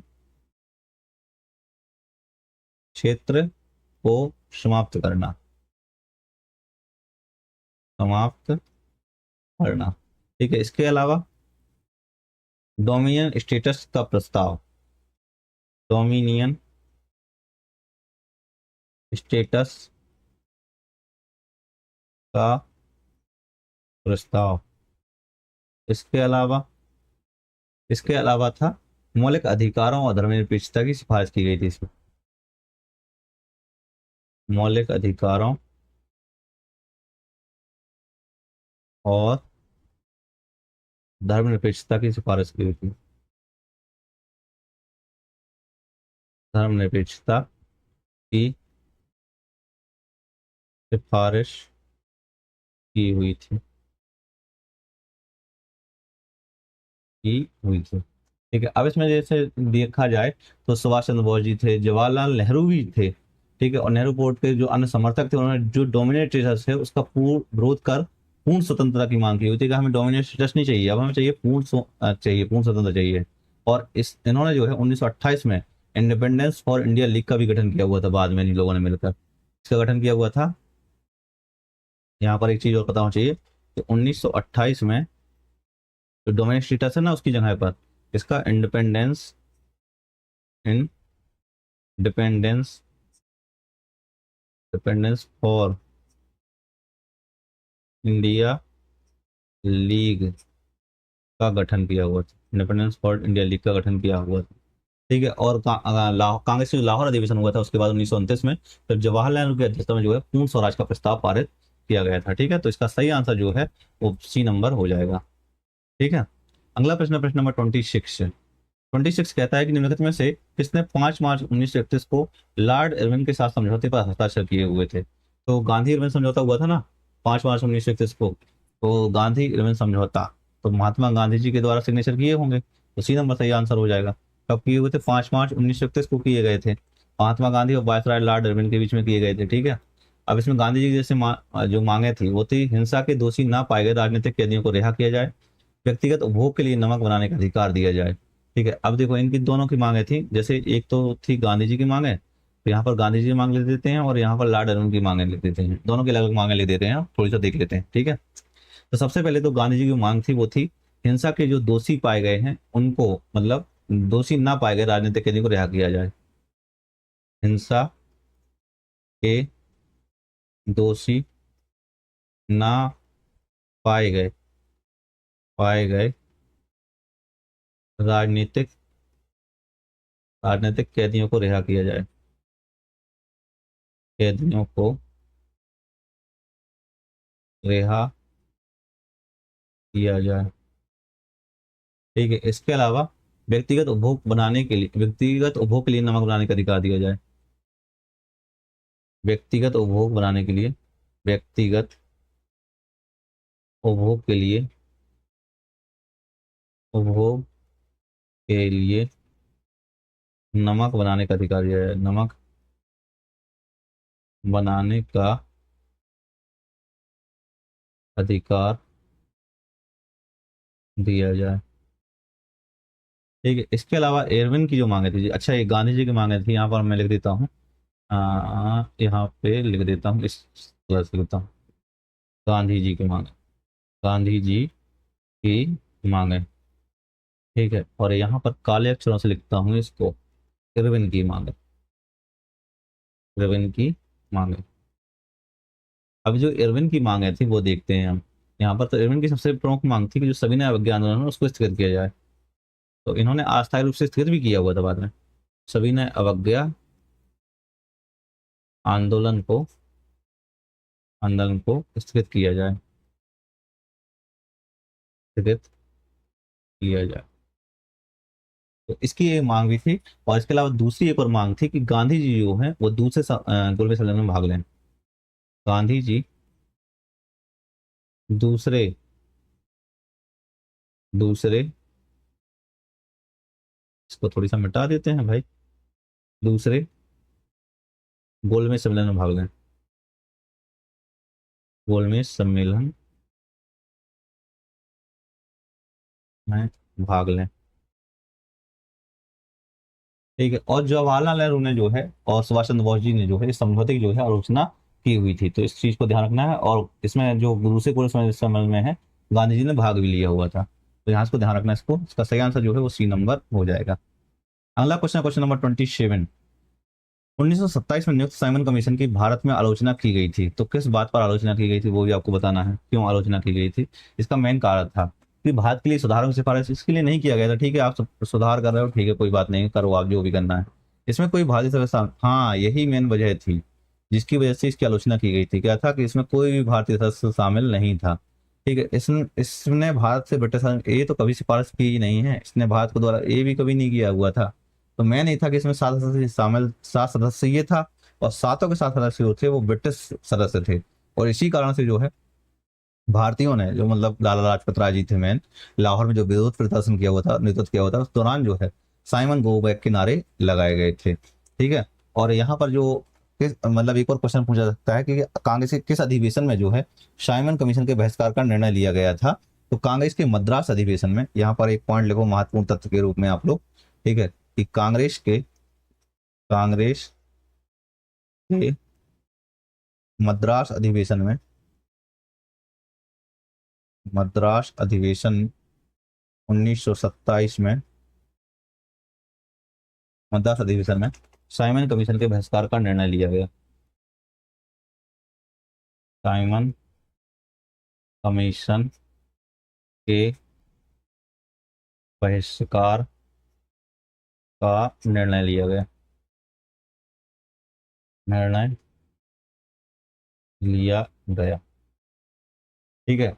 और मुस्लिम लीग और जो हिंदू सभा है, ठीक है, मुस्लिम लीग और हिंदू महासभा ने इसका विरोध किया हुआ था कि आपने भाई साइमन कमीशन के विरोध का निर्णय क्यों लिया हुआ है। ठीक है, ध्यान रखो। क्वेश्चन नंबर 27 का बी नंबर सही आंसर हो जाएगा। क्वेश्चन नंबर 28वां, गांधी इरविन समझौते पर किस वर्ष हस्ताक्षर किए गए थे। गांधी इरविन समझौते पर किस वर्ष हस्ताक्षर किए गए थे, ये आपको कितनी बार बताया जाए। किस वर्ष किए गए थे? 1931 में किए गए थे ना, किए गए थे 5 मार्च 1931 को। तारीख भी याद रखो, 5 मार्च 1931 किस बीच में किए गए थे? तो महात्मा गांधी जी और वायसराय लॉर्ड इरविन के बीच में। तो किसके बीच में? महात्मा गांधी, महात्मा गांधी और वायसराय लॉर्ड इरविन के बीच में, वायसराय लॉर्ड इरविन के बीच में, इरविन के बीच में। ठीक है, तो इसका सही आंसर जो है वो डी नंबर हो जाएगा। अगला क्वेश्चन, प्रश्न है प्रश्न नंबर 29।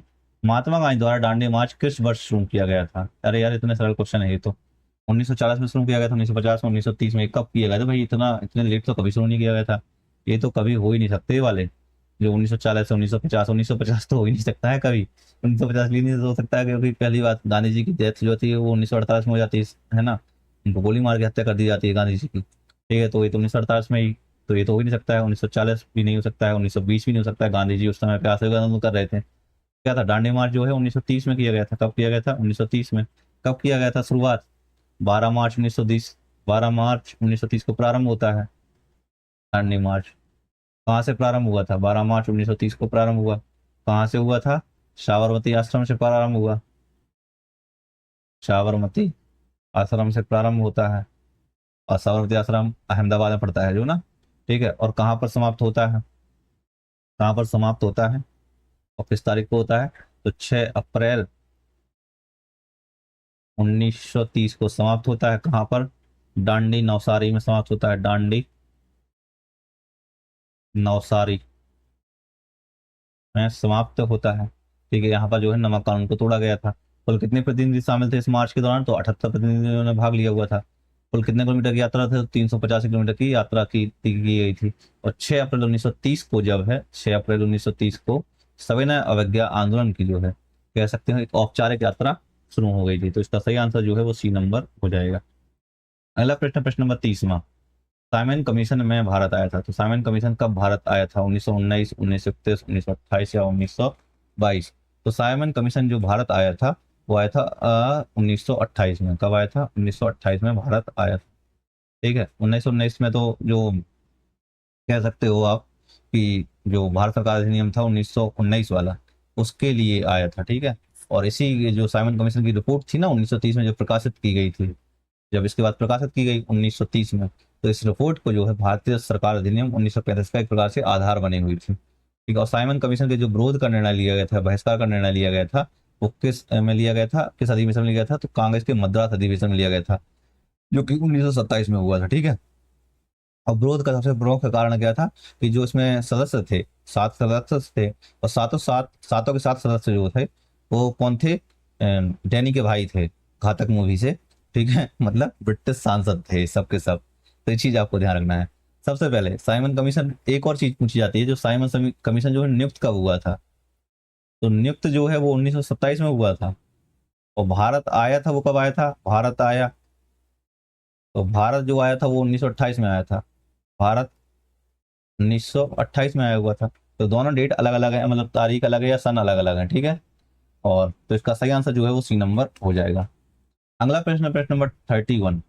निम्नलिखित में से किस समझौते ने सविनय अवज्ञा आंदोलन पर निलंबित कर दिया गया था? किस समझौते से, मतलब तो अभी भी मैंने बताया हुआ था, गांधी इरविन समझौता से जो है सविनय अवज्ञा आंदोलन को अस्थायी रूप से स्थगित कर दिया गया था।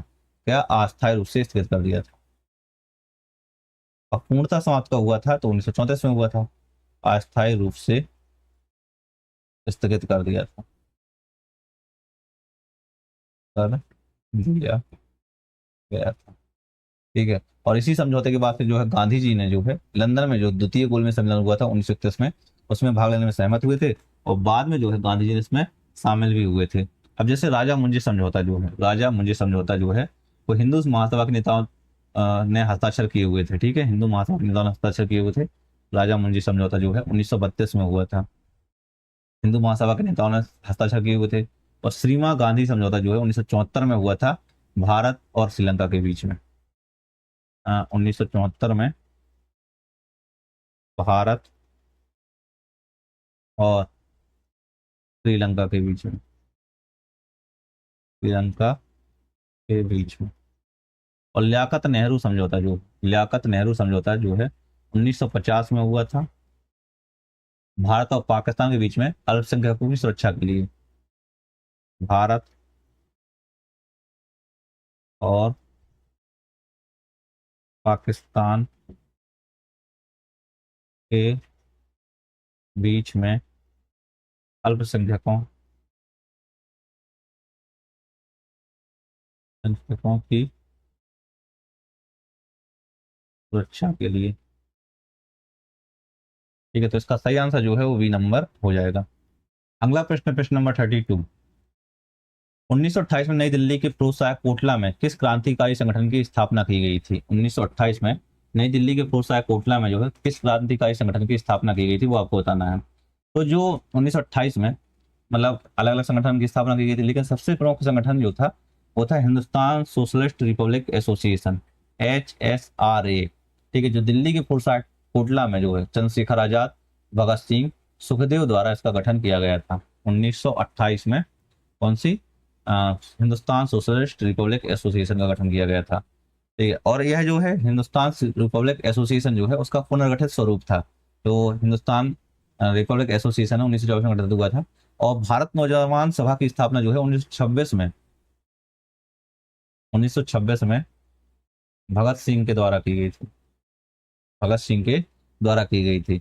इसके अलावा स्वदेश बांधव समिति जो है इसका गठन जो है 1905 में अश्विनी कुमार दत्त ने किया हुआ था, इसका गठन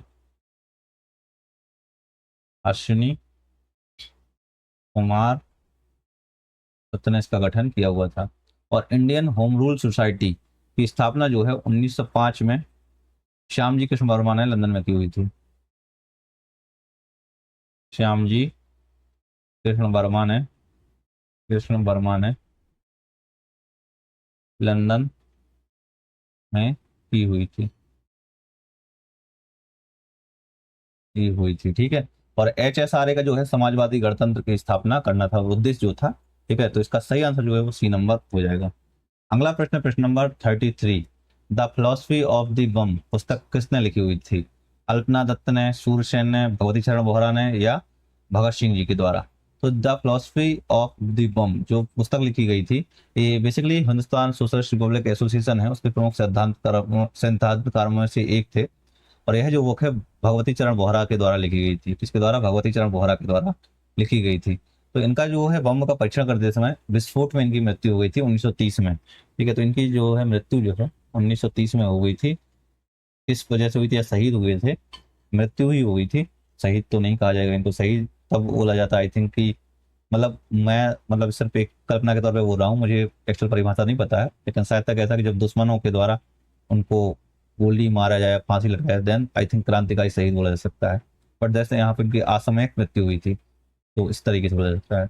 देन आप लोग करेक्ट कर सकते हो उस चीज़ को, अगर मैं सही या गलत में हूँ तो आप करेक्ट करके कमेंट सेक्शन में बता सकते हो, ठीक है। तो बम का परीक्षण करते समय हुए विस्फोट में हुई थी विस्फोट में हुई थी जो मृत्यु हुई इनकी। ठीक है। भगत सिंह ने की कई सारी रचनाएं हैं, जैसे उनकी रचनाएं में थी, एक थी मैं नास्तिक क्यों हूँ। ठीक है। और युवा राजनीतिक कार्यकर्ताओं को और पंजाब के राज्यपाल को पत्र लिखा हुआ था। ठीक है। और सूरसेन जो है चटगांव शस्त्रागार छापे जो 1930 में जो है चटगांव 1930 में चटगांव शस्त्रागार छापे के नेता थे। चटगांव शस्त्रागार छापे के प्रमुख नेताओं में से एक थे। ठीक है। भगत सिंह की आपको पता पुस्तक का नाम पता है, मैं नास्तिक क्यों हूँ, जो आपको पढ़नी ही चाहिए। मैं नास्तिक क्यों हूँ, नास्तिक क्यों हूँ। ठीक है। ये बुक आपको पढ़नी चाहिए। तो इसका सही आंसर जो है वो सी नंबर हो जाएगा। अगला प्रश्न, प्रश्न नंबर 34। पुस्तकों और उनके लेखों को निम्नलिखित में से कौन सा युग्म सही सुमेलित नहीं है। तो सही सुमेलित नहीं है यानी कि गलत कथन है। तो बंदी जीवन जो है वो सचिंद्र नाथ सान्याल की ही बुक थी, बिल्कुल सही है भाई। द फिलोसफी ऑफ द बम भगवती चरण वोहरा की थी। इंडियन अनरेस्ट, तो इंडियन अनरेस्ट जो है वो इनकी बुक नहीं है। ठीक है। इंडियन अनरेस्ट जो है वो किसकी थी, वैलेंटाइन चरोल की थी। किसकी थी, वैलेंटाइन वैलेंटाइन चरोल। तो वैलेंटाइन चरोल ने जो है बाल गंगाधर तिलक को जो है अशांति का जनक कहा था। इन्होंने वैलेंटाइन चरोल ने जो है बाल गंगाधर तिलक जी को, ये वाला क्वेश्चन पूछा भी जाता है भाई, पता है। बाल गंगाधर तिलक जी को भारतीय शांति का जनक कहा था। भारतीय अशांति का जनक कहा था। ठीक है। और शेष जो है देशेर कथा जो है सखाराम गणेश देवस्कर की है। तो ये वाला सही हो जाएगा, कोई इसमें नहीं है, तीनों ही सही थे। तो सी नंबर है वो है इंडियन अनरेस्ट। अब इंडियन रेस्ट जो जैसे एनी बेसेंट है, तो एनी बेसेंट ने कई सारी बुक्स की रचना की हुई थी। कौन, एनी बेसेंट ने जो है, एनी बेसेंट की बुक्स के नाम। तो एनी बेसेंट ने देखो जैसे इनकी बुक्स थी भारत का मामला, भारत का मामला, भारत का मामला हो जाएगी। इसके अलावा कौन थी, भारत एक राष्ट्र, भारत एक राष्ट्र हो जाएगी। और इन्होंने जो है समाचार पत्र लिखा था न्यू इंडिया, न्यू इंडिया जो कि एक समाचार पत्र था, एक समाचार पत्र था। ठीक है। तो इसका सही आंसर जो है वो कौन सी हो जाएगी, सी नंबर सही आंसर हो जाएगा इसका, इंडियन अनरेस्ट के बारे में, जो कि एनी बेसेंट की नहीं थी, वैलेंटाइन चरोल की थी। तो ये वाला गलत कथन है। अगला प्रश्न, प्रश्न नंबर 35। निम्नलिखित कथनों में से कौन सा कथन सही है, कथन सही है वो बताना। सही नीचे दिए गए कोड का प्रयोग करके उत्तर चुनना है। तो सही कथन चूज करना है। सही कथन देख लेते हैं हम कौन कौन सा है। तीसरा गोलमेज सम्मेलन नवंबर 1932 में लंदन में कांग्रेस की भागीदारी के बिना हुआ था। तो ये वाला कथन सही है भाई, लंदन इसमें कांग्रेस ने भाग नहीं लिया हुआ था तीसरे गोलमेज सम्मेलन में। ठीक है। तो ये वाला जो है वो सही कथन है। तीसरा गोलमेज सम्मेलन में हुई चर्चा के परिणाम स्वरूप भारत सरकार अधिनियम 1935 पारित हुआ था। तो बिल्कुल सही है भाई, ये भी पारित सही हुआ था। भारत सरकार अधिनियम 1935 में प्रांतीय स्वायत्तता के विचार का पक्ष नहीं लिया गया था। इसमें प्रांतीय स्वायत्तता की जो है अवधारणा को लागू किया गया था, यहाँ पर ध्यान रखना है, इसको पक्ष में लागू नहीं किया था, तो ये वाला गलत हो जाएगा। 1935 के अधिनियम में गवर्नर को किसी प्रांत का प्रशासन संभालने और चलाने की कोई शक्ति नहीं दी गई थी। तो ये वाला जो है कथन गलत हो जाएगा, क्योंकि गवर्नर को जो है क्राउन की ओर से प्रांत के प्रशासन के लिए कार्यकारी अधिकार दिए गए थे। ठीक है। अब यहाँ पर जैसे डॉक्टर भीमराव अम्बेडकर जी थे, उन्होंने जो है तीनों गोलमेज सम्मेलन में भाग लिया हुआ था। प्रथम गोलमेज सम्मेलन में भी लिया था, द्वितीय में लिया था, तृतीय में लिया हुआ था। प्रथम गोलमेज सम्मेलन जो है 1930-31 में आयोजन हुआ था, द्वितीय 1931 में हुआ था, और तृतीय जो है 1932 में आयोजित हुआ था। इसका सही आंसर जो हो जाएगा, 1 और 2 सही है। तो 1 और 2 मतलब बी नंबर सही आंसर हो जाएगा। अगला क्वेश्चन, क्वेश्चन नंबर 36। निम्नलिखित में से किस समाजवादी कार्यकर्ता ने गांधी जी को नमक सत्याग्रह आंदोलन को केवल पुरुषों तक सीमित नहीं रखने के लिए मनाया हुआ था। इसमें लिखा हुआ गांधी जी को नमक सत्याग्रह आंदोलन को जो है केवल पुरुषों तक सीमित रखने के लिए, इसमें यानी कि महिलाओं को भी शामिल करने के लिए प्रयास किया गया था। देखो इसमें जो है कमला देवी चट्टोपाध्याय जी थी जिन्होंने नमक सत्याग्रह के दौरान महिलाओं को जो है शामिल करने के लिए राजी किया हुआ था। इसके अलावा इसमें सरोजिनी नायडू भी थी। तो सरोजिनी नायडू जी हैं जिन्होंने जो है दर्शाना आंदोलन में भी नेतृत्व किया हुआ था उसी दौरान। तो कह सकते हो आप इसमें कमला देवी चट्टोपाध्याय भी हैं और सरोजिनी नायडू भी हैं। बट इन्होंने जो है गांधी जी को नमक सत्याग्रह के दौरान भी बोला हुआ था कि इसमें शामिल किया जाना चाहिए, और दांडी मार्च में जो है कह सकते हो कि सरोजिनी नायडू ने बोला हुआ था। ठीक है, तो कह सकते हो इसका सही आंसर जो है वो ए नंबर हो जाएगा, कमला देवी चट्टोपाध्याय। कौन थी? कमला देवी चट्टोपाध्याय। ठीक है, और धरसाना सत्याग्रह का नेतृत्व किसने किया हुआ था? सरोजिनी नायडू ने किया हुआ था धरसाना सत्याग्रह का नेतृत्व। ये धरसाना सत्याग्रह कब हुआ था? 1930 में हुआ था। ठीक है, अगला क्वेश्चन, क्वेश्चन नंबर 37। 1931 में के गांधी इरविन समझौते के संबंधित निम्नलिखित कथनों में से कौन सा कथन सही है? कौन सा कथन सही है वो बताना, गांधी इरविन समझौते से संबंधित। तो यहाँ पर एक करके हम देख लेते हैं कौन सा संबंधित सही है पूछा है, गलत नहीं पूछा हुआ है। सरकार उन कैदियों को नहीं छोड़ेगी जो अहिंसक रहे हैं, नहीं, उन्हीं कैदियों को तो छोड़ना है जो अहिंसक रहे हैं, तो ये वाला जो है गलत हो जाएगा। ठीक है, सरकार उन कैदियों को नहीं छोड़ेगी जो शराब और विदेशी वस्त्र की दुकानों पर शांतिपूर्ण धरने पर बैठे थे। अरे यार, शराब जो शांतिपूर्ण था ना, वो कोई भी होगा, उन सबको छोड़ा जाएगा, तो ये वाला भी गलत हो जाएगा। कांग्रेस सविनय अवज्ञा आंदोलन को स्थगित करने के लिए सहमत नहीं हुई थी, हो गई थी भाई, सहमत हुई थी। ठीक है, ये वाला भी सही है, ये मतलब गलत है। और कांग्रेस जो है दूसरे गोल में सम्मेलन में भाग लेने के लिए सहमत थी, तो ये वाला भी सही है, ये वाला जो है सही है। बाकी ये 3 कथन जो है वो गलत है, उल्टे लिखे हुए हैं। ठीक है, तो इसलिए ध्यान रखना है। अब गांधी इरविन समझौता जो है तारीख आपको अच्छे से याद रखना है, 5 मार्च 1931 को हुआ था, 5 मार्च 1931 को। जब मैं थ्योरी क्लासेस पढ़ाऊंगा ना मोनास्ट्री की, तब देन क्रोनोलॉजी पे मेरा सबसे ज्यादा फोकस रहेगा कि मैं क्रोनोलॉजी पे ध्यान ज्यादा दूंगा बजाय अदर चीजों पे। ठीक है, अगला क्वेश्चन है क्वेश्चन नंबर 38। इनमें से बंदी जीवन पुस्तक का लेखक कौन है? बंदी जीवन पुस्तक का लेखक, बंदी जीवन पुस्तक का लेखक जो थे वो सचिंद्र नाथ सन्याल थे। कौन थे? सचिंद्र नाथ सन्याल थे, एक प्रमुख क्रांतिकारी और हिंदुस्तान रिपब्लिक एसोसिएशन के संस्थापकों में से एक थे। ठीक है, अब इसमें से देखो, जैसे वीर सावरकर हैं, तो वीर सावरकर ने कौन सी बुक लिखी थी? हिंदुत्व, हिंदुत्व लिखी हुई थी। इसके अलावा 1857 का भारतीय संग्राम लिखी हुई थी, 1857 का भारतीय स्वतंत्रता संग्राम लिखी हुई थी, स्वतंत्रता संग्राम लिखी हुई थी। और अंडमान से पत्र भी लिखी हुई थी, कई सारे पत्र लिखे हुए थे। क्यों लिखे हुए थे? अंडमान से पत्र भी लिखे हुए हैं। ठीक है, अरुणा आसफ अली जो है 1997 में इनको भारत रत्न से सम्मानित किया गया था, और उन्होंने जो है 1942 में मुंबई के ग्वालियर टैंक मैदान पर कांग्रेस का झंडा फहराया हुआ था। अरुणा आसफ अली ने जो है 1942 में मुंबई के ग्वालियर ग्वालियर टैंक मैदान पर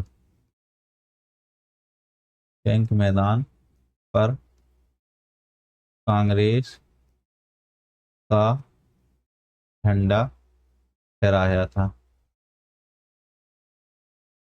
ठीक है, तो इसलिए ये सही आंसर हो जाएगा, डी नंबर इसका हो जाएगा। रास बिहारी बोस ने जो है 1942 में रास बिहारी बोस ने 1942 में जो है इन्होंने सिंगापुर में इंडियन इंडिपेंडेंस लीग की स्थापना की हुई थी। 1942 में सिंगापुर में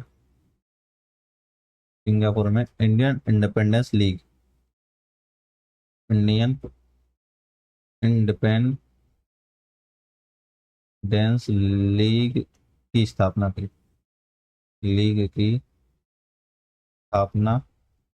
थी। ठीक है, तो इसका सही आंसर जो है वो डी नंबर हो जाएगा। अगला क्वेश्चन, क्वेश्चन नंबर 39। निम्नलिखित में से कौन सा कथन सही है? सही कथन देखिए, अब कौन कौन से सही कथन है सबको एक एक करके हम देख लेते हैं। ठीक है, सबसे पहले आता है कि 1931 में लंदन में आयोजित दूसरे गोलमेज सम्मेलन के दौरान ब्रिटिश सरकार ने स्वतंत्रता के लिए मूलभूत राष्ट्रवादी मांग को स्वीकार करने से मना किया था। एक बार फिर से पढ़ लेते हैं इसको, कि 1931 में लंदन में आयोजित दूसरे गोलमेज सम्मेलन के दौरान ब्रिटिश सरकार ने स्वतंत्रता के लिए मूलभूत राष्ट्रवादी मांग को स्वीकार करने से मना कर दिया था।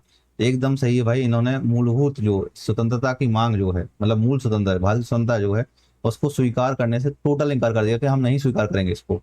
जो मूलभूत राष्ट्रवादी मांग है उसको स्वीकार करने से मना कर दिया, तो एकदम सही है। तो ये वाला जो पॉइंट है वो सही हो जाएगा। ठीक है, इसके अलावा 1932 में भारत को डोमिनियन दर्जा प्रदान किया गया था। 1932 में जो है डोमिनियन दर्जा प्रदान किया गया था। तो ये वाला जो गलत है, भारत को डोमिनियन दर्जा नहीं दिया गया था, ये वाला जो है वो गलत हो जाएगा। वायसराय विलिंगडन ने कांग्रेस के साथ सुलह की नीति को अंगीकार किया हुआ था। बिल्कुल नहीं किया था। इन्होंने किया था कांग्रेस के प्रति जो थी दमनकारी नीतियों के लिए जाने जाते हैं। ये जो है दमनकारी नीतियों के लिए जाने जाते हैं, दमनकारी नीतियों के लिए जाने जाते हैं। तो ये वाला जो है वो भी गलत हो जाएगा। ठीक है। सविनय अवज्ञा की शुरुआत नमक कानून तोड़ने से हुई थी। बिल्कुल हुई थी। कब हुई थी? 6 अप्रैल 1930, जब नमक कानून तोड़ा हुआ था तब से ही शुरू हो गई थी। तो ये वाला जो है कथन सही हो जाएगा। तो 1 और 4 कहीं पे है? सी नंबर है, तो सी नंबर सही आंसर हो जाएगा। अगला प्रश्न, प्रश्न नंबर 40। द्वितीय गोलमेज सम्मेलन में निम्नलिखित में से किसने फिक्की प्रतिनिधि मंडल का नेतृत्व किया था? फिक्की प्रतिनिधि मंडल का नेतृत्व किया हुआ था द्वितीय गोलमेज सम्मेलन में JRD टाटा, होमी मोदी, JL बाज, GD बिरला और ठाकुर दास ने। तो देखो, जो फिक्की प्रतिनिधि मंडल का नेतृत्व किया हुआ था वो किया हुआ था किसने? JD बिरला और ठाकुर दास के द्वारा। फिक्की जो है federation of Indian chambers of commerce and industry, इसका पूरा फुल फॉर्म देखो आप यहाँ पर। फिक्की जो है, फिक्की का नाम आपको पता होना चाहिए, फेडरेशन ऑफ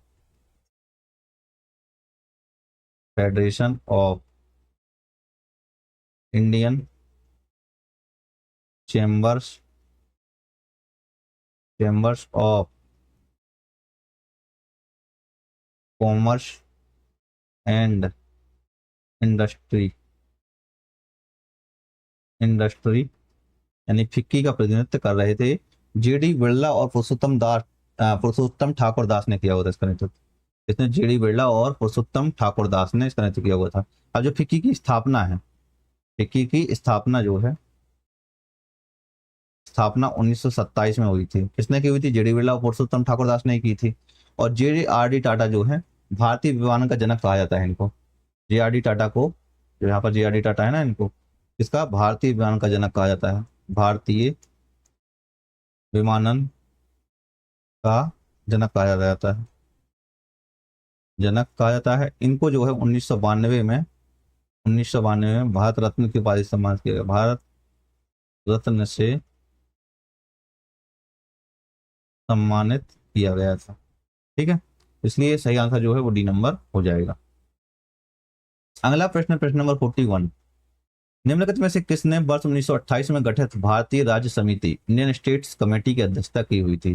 भारतीय राज्य समिति इंडियन स्टेट्स कमेटी की अध्यक्षता की हुई थी, वो आपको बताना है किसने की हुई थी। 1928 में गठित हुई थी जो। ठीक है, तो इसकी जो कह सकते हैं भारतीय राज्य समिति इंडियन स्टेट कमेटी है, इसकी अध्यक्षता सर हरकोट बटलर ने की हुई थी। किसने? सर हरकोट बटलर ने की हुई थी। अच्छा, ये बटलर समिति के नाम से जाना जाता है इसको बेसिकली। तभी मैं सोच रहा हूँ ये कौन सी समिति आ गई एकदम से 1928। तो बटलर समिति के नाम से जाना जाता है इसको, बटलर समिति के नाम से जाना जाता है। ठीक है, इसकी अध्यक्षता जो थी सर हरकोट बटलर ने की हुई थी। और बेसिकली ये था, इसका जो है रियासतों और ब्रिटिश सरकार के बीच जो संबंधों की जांच करने के लिए स्थापित किया गया था बटलर समिति को। क्यों स्थापित किया गया था वो आपको लिख लो यहाँ पर। इसको जो है रियासतों और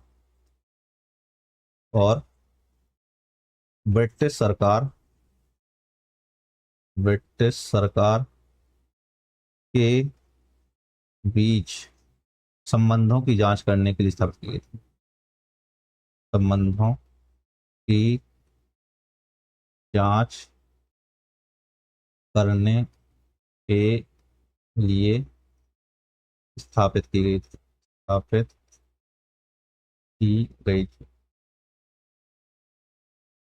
ठीक है, और 1900 मोतीलाल नेहरू ने जो है, यहाँ पर जो मोतीलाल नेहरू है ना, इन्होंने जो है नेहरू रिपोर्ट तैयार की थी 1928 में। ठीक है, इन इयान कॉपलैंड है जो, इन्होंने India 1885 1947 the unmaking of an empire पुस्तक की रचना भी की हुई थी। इन्होंने जो है ना यहाँ पर ये, इनका नाम जरूर आपको पता होना चाहिए, इयान कॉपलैंड जो है, इनकी बुक का नाम कई बार पूछा भी गया है अलग एग्जामों में, इंडिया 1885। अगर देखो कई बार ना जैसे क्वेश्चन यहाँ पे पूछ लिए है ना, यहाँ विकल्प हैं, अगर CISF एग्जाम की आप लोग तैयारी कर रहे हो तो आप लोगों के लिए इसका पता होना चाहिए कि चारों विकल्प में कौन पूछा गया है, वो आपको अच्छे से पता होना चाहिए। जैसे मोहम्मद अली जिन्ना के बारे में समांतर को पता होगा, बट इयान कॉपलैंड है उनके बारे में आपको अच्छे से पता हो जाना चाहिए, यानी कि उनकी बुकों के तो बारे में पता होना चाहिए। तो 1985 1947 इन्होंने बुक लिखी हुई थी 1885 1947 इंडिया, ठीक है। The unmaking unmaking of an empire. 1885 मतलब जब कांग्रेस की स्थापना होती है और 1947 जब भारतीय स्वतंत्र हो जाता है, तब तक की सारी जानकारी इन्होंने लिखी हुई थी। तो 41 का जो है वो बी नंबर सही आंसर हो जाएगा। अगला प्रश्न, प्रश्न नंबर 42, निम्नलिखित में से कौन सितंबर 1928 में स्थापित हिंदुस्तान सोशलिस्ट रिपब्लिक आर्मी के संस्थापक के सदस्य थे? संस्थापक सदस्य बताना है आपको, कौन संस्थापक सदस्य थे 1928 में जो स्थापित हिंदुस्तान सोशलिस्ट रिपब्लिक एसोसिएशन था। देखो इसमें भगत सिंह तो थे ही। कौन थे? भगत सिंह तो थे ही, ठीक है। जतेंद्र नाथ नहीं थे इसमें। कौन थे? जतेंद्र नाथ, अजय घोष और फणींद्र दास जो हैं वो संस्थापक सदस्य नहीं थे। सदस्य तो थे बट संस्थापक सदस्य नहीं थे। वास्तविक संस्थापकों से 4 नाम आपको अच्छे से पता होना चाहिए। एक तो भगत सिंह है ही हैं, इसके अलावा और कौन से थे? तो इसके अलावा जो थे चंद्रशेखर आजाद जी हैं, चंद्रशेखर आजाद, ठीक है। और कौन हो जाएंगे? तो और थे सुखदेव, और कौन थे? भगवती चरण वोहरा, भगवती चरण वोहरा। ये जो है वो संस्थापक सदस्यों में से एक थे, ठीक है। तो इसलिए कौन से? भगत सिंह एक नंबर से हो जाएगा, केवल एक, ठीक है। अगला प्रश्न, प्रश्न नंबर 43, दांडी यात्रा के बारे में निम्नलिखित कथनों पर विचार कीजिए और कौन सा कथन सही है। तो यहाँ पर देखो कौन सा कथन सही है वो आपको बताना है दांडी यात्रा के बारे में, ठीक है। अब यहाँ पर देखिए दांडी यात्रा, यूरोपीय और अमेरिकी प्रेस द्वारा इस यात्रा पर व्यापक रूप से खबरें छापी गई थी। यूरोपीय और अमेरिकी प्रेस द्वारा इस पर यात्रा पर व्यापक रूप से खबरें छापी गई थी। बिल्कुल छापी गई होंगी, क्यों नहीं छापी गई होंगी भाई, स्वाभाविक है। व्यापक रूप से आप कई बार ना, कई सारे दोस्त यहाँ पर एक चीज लगाते हैं, logic elimination method. Elimination method सोचते हैं व्यापक शब्द है, यहाँ पर लिखा है मार्च वाइडली कवर्ड, वाइडली कवर्ड बोलते हैं यार एक्सट्रीम वर्ड जा रहा है, नहीं। कभी कभी चीज भी ध्यान रखना है, ओनली वाला भी वर्ड सही, ओनली वाला जो शब्द है ना वो भी सही हो जाता है, ऑल वाला भी सही हो जाता है। तो एलिमिनेशन पे ना अंधाधुंध बिलीव नहीं करना है, वो सिर्फ एक पॉइंट है कि आप कोशिश कर सकते हो। जब मैं एलिमिनेशन पढ़ाऊंगा कभी अगले साल, अब नेक्स्ट ईयर ही सारी चीजें करूंगा कवर, देन आपको बहुत अच्छे से सारी चीजें बताऊंगा कैसे एलिमिनेट करना है। देन एडुकेटिव पैटर्न वाले 2025 और 2026 वाले जो PYQ होंगे, मैं उन सबको सॉल्यूशन करवाऊंगा नेक्स्ट ईयर में, ठीक है। तब हम लोग ये सारी चीजें करेंगे, ठीक है। तो व्यापक रूप से खबरें छापी गई थी, ठीक है। यह प्रथम राष्ट्रीय गतिविधि थी जिसमें बड़ी संख्या में महिलाओं ने भाग लिया हुआ था। तो बिल्कुल सही है भाई, दोनों ही थे सही, दोनों ही सही थे। तो 1 और 2 दोनों ही सही हैं। और बड़ी संख्या में जो है सरोजिनी नायडू और कमला देवी चट्टोपाध्याय के नेतृत्व में जो है महिलाओं ने भाग लिया हुआ था इसमें, ठीक है। तो दोनों ही सही हो जाएंगे, ठीक है। अगला क्वेश्चन है क्वेश्चन नंबर 44, मूल अधिकारों और आर्थिक नीति के संबंध में भारतीय राष्ट्रीय कांग्रेस के कराची अधिवेशन में अंगीकार किए गए संकल्प के बारे में कौन सा कथन सही है? तो जो मूल अधिकार और आर्थिक नीति निषेध तत्व हो जाएंगे ना, नीति निषेध तत्व हैं जो, तो उसके संबंध में पूछा हुआ है। अंबालाल साराभाई ने इसका विरोध किया हुआ था। तो अंबालाल साराभाई जो है वो मिल मालिक संघ के अध्यक्ष थे, और उन्होंने जो है इस प्रस्ताव का जो समर्थन किया हुआ था, विरोध नहीं किया हुआ था। किस संघ के अध्यक्ष थे ये? जो मिल मालिक संघ के, मिल मालिक संघ के अध्यक्ष थे। तो इन्होंने जो है विरोध नहीं किया था, इसका समर्थन किया था। क्या किया था? समर्थन किया हुआ था। तो ये वाला जो है वो गलत हो जाएगा। इसके 20 सूत्रों में नागरिक स्वतंत्रता, वयस्क मताधिकार की मांगे शामिल थी। बिल्कुल थी भाई, ये वाला था नागरिक स्वतंत्रता, वयस्क मताधिकार, भाषण, प्रेस, सभा, संघ स्वतंत्रता, ये सारी मांगे थी, ठीक है। तो ये वाला सही हो जाएगा। अच्छा, जो कराची अधिवेशन है, तो कराची अधिवेशन की अध्यक्षता किसने की हुई थी? कराची अधिवेशन। और कराची अधिवेशन हुआ कब था? तो कराची अधिवेशन जो है वो 1931 में हुआ था, 1931 में हुआ था। और इसकी अध्यक्षता जो है सरदार वल्लभ भाई पटेल ने की थी, सरदार वल्लभ भाई पटेल ने की हुई थी। तो इसके लिए इसका सही आंसर जो है वो केवल 2 यानी कि बी नंबर सही आंसर हो जाएगा, ठीक है। अगला क्वेश्चन, क्वेश्चन नंबर 45, खुदाई खिदमतगार ईश्वर के सेवक का गठन किसने किया हुआ था? खुदाई खिदमतगार जो है ईश्वर के सेवक का गठन किसने किया हुआ था? खुदाई खिदमतगार का जो है उन्होंने इसका गठन जो है खान अब्दुल गफ्फार खान ने किया हुआ था। किसने? खान अब्दुल गफ्फार खान ने किया हुआ था। अब खान अब्दुल गफ्फार खान को जो है बादशाह खान भी कहा जाता है, इनको बादशाह खान भी कहा जाता है। बादशाह खान, यहाँ मैं गलत लिख दिया, इसको बता देता हूँ, ठीक है। अपने पास मिटाने का भी दिक्कत नहीं है। बादशाह खान हो गया। इसके अलावा इनको जो है क्या कहा जाता है? फ्रंटियर गांधी भी कहा जाता है, फ्रंटियर गांधी भी कहा जाता है। ठीक है। और इन्होंने जो है अहिंसा के माध्यम से स्वतंत्रता संग्राम का जो समर्थन करने के लिए खुदाई खिदमतगार भगवान के सेवक की स्थापना की हुई थी, यानी कि ईश्वर के सेवक। इन्हें जो है लाल कुर्ती के नाम से भी जाना जाता है, क्या जाता है, लाल कुर्ती के नाम से भी जाना जाता है, लाल कुर्ती के नाम से भी जाना जाता है। ठीक है, इसलिए इसका सही आंसर जो है वो बी नंबर हो जाएगा। इसके अलावा इन्होंने जो है मतलब कह सकते हैं पेशावर में जो है नमक सत्याग्रह का नेतृत्व किया हुआ था, और पहला राजनीतिक मासिक पत्रिका जो है पख्तून का भी प्रारंभ किया हुआ था इन्होंने। कह सकते हैं पहला पस्तो राजनीतिक मासिक पत्रिका पख्तून पख्तून प्रारंभ किया। तो इसका सही आंसर जो है वो बी नंबर हो जाएगा। अगला क्वेश्चन है क्वेश्चन नंबर 46। निम्नलिखित ऐतिहासिक तथ्यों घटनाओं पर विचार कीजिए। उपरोक्त घटनाओं का सही कालानुक्रम प्रारंभ से शुरू करते हुए निम्नलिखित में से कौन सा सही है, कौन सा से है। तो ऐतिहासिक घटनाओं पर विचार करना है और प्रारंभ से शुरू करना है, और इनको मतलब कालानुक्रम में लगाना है एक एक करके। तो कालानुक्रम में हम लगा देते हैं इनको सबको। तो यहाँ पर देखिए गांधी इरविन समझौता जो है, गांधी इरविन समझौता कब हुआ था, तो 5 मार्च 1931 को हुआ था, 5 मार्च 1931 को हुआ था। इसके बाद जो है दूसरा गोलमेज सम्मेलन हुआ था। दूसरा गोलमेज सम्मेलन कह सकते हो आप लोग सितंबर दिसंबर 1931 में हुआ था, सितंबर दिसंबर से लेकर 1931 में हुआ था। ठीक है। बारदौली सत्याग्रह जो है, बारदौली सत्याग्रह 1928 कह सकते हो 1928 में हुआ था, 1928 में हुआ था। इसका नेतृत्व जो है वल्लभ भाई पटेल ने किया हुआ था। इसके अलावा खेड़ा किसान आंदोलन जो है 1918 में हुआ था। तो अपन को पहले से लगाना, तो 4 हो जाएगा, 4 के बाद क्या आएगा भाई, 1918 के बाद 1928 आएगा, 3 आएगा, 3 के बाद आएगा 1, 1 के बाद आएगा 2। तो 4 3 1 2, 4 3 1 2 मतलब बी नंबर सही आंसर हो जाएगा। ठीक है।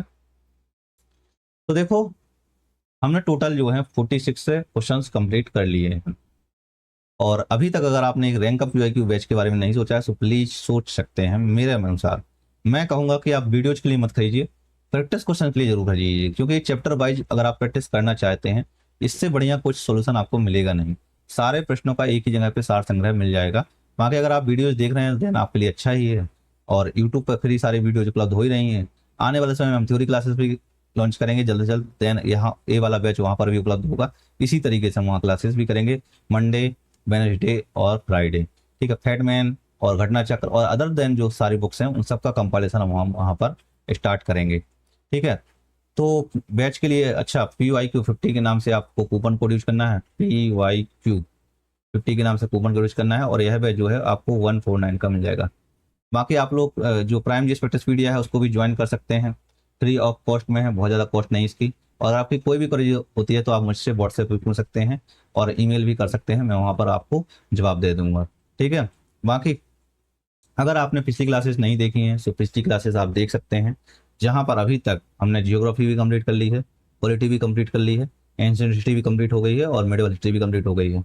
मोनेस्ट्री हमारे 7वां लेक्चर था, अब हमारा जो है वो अगला 8वां लेक्चर होगा। उसके बाद हमारे सारे लेक्चर मोनेस्ट्री के डाउन हो जाएंगे, और हम इसके बाद जो है कंपाइलेशन भी अपलोड कर देंगे। मिलते हैं नेक्स्ट वीडियो में। जय हिंद, जय भारत।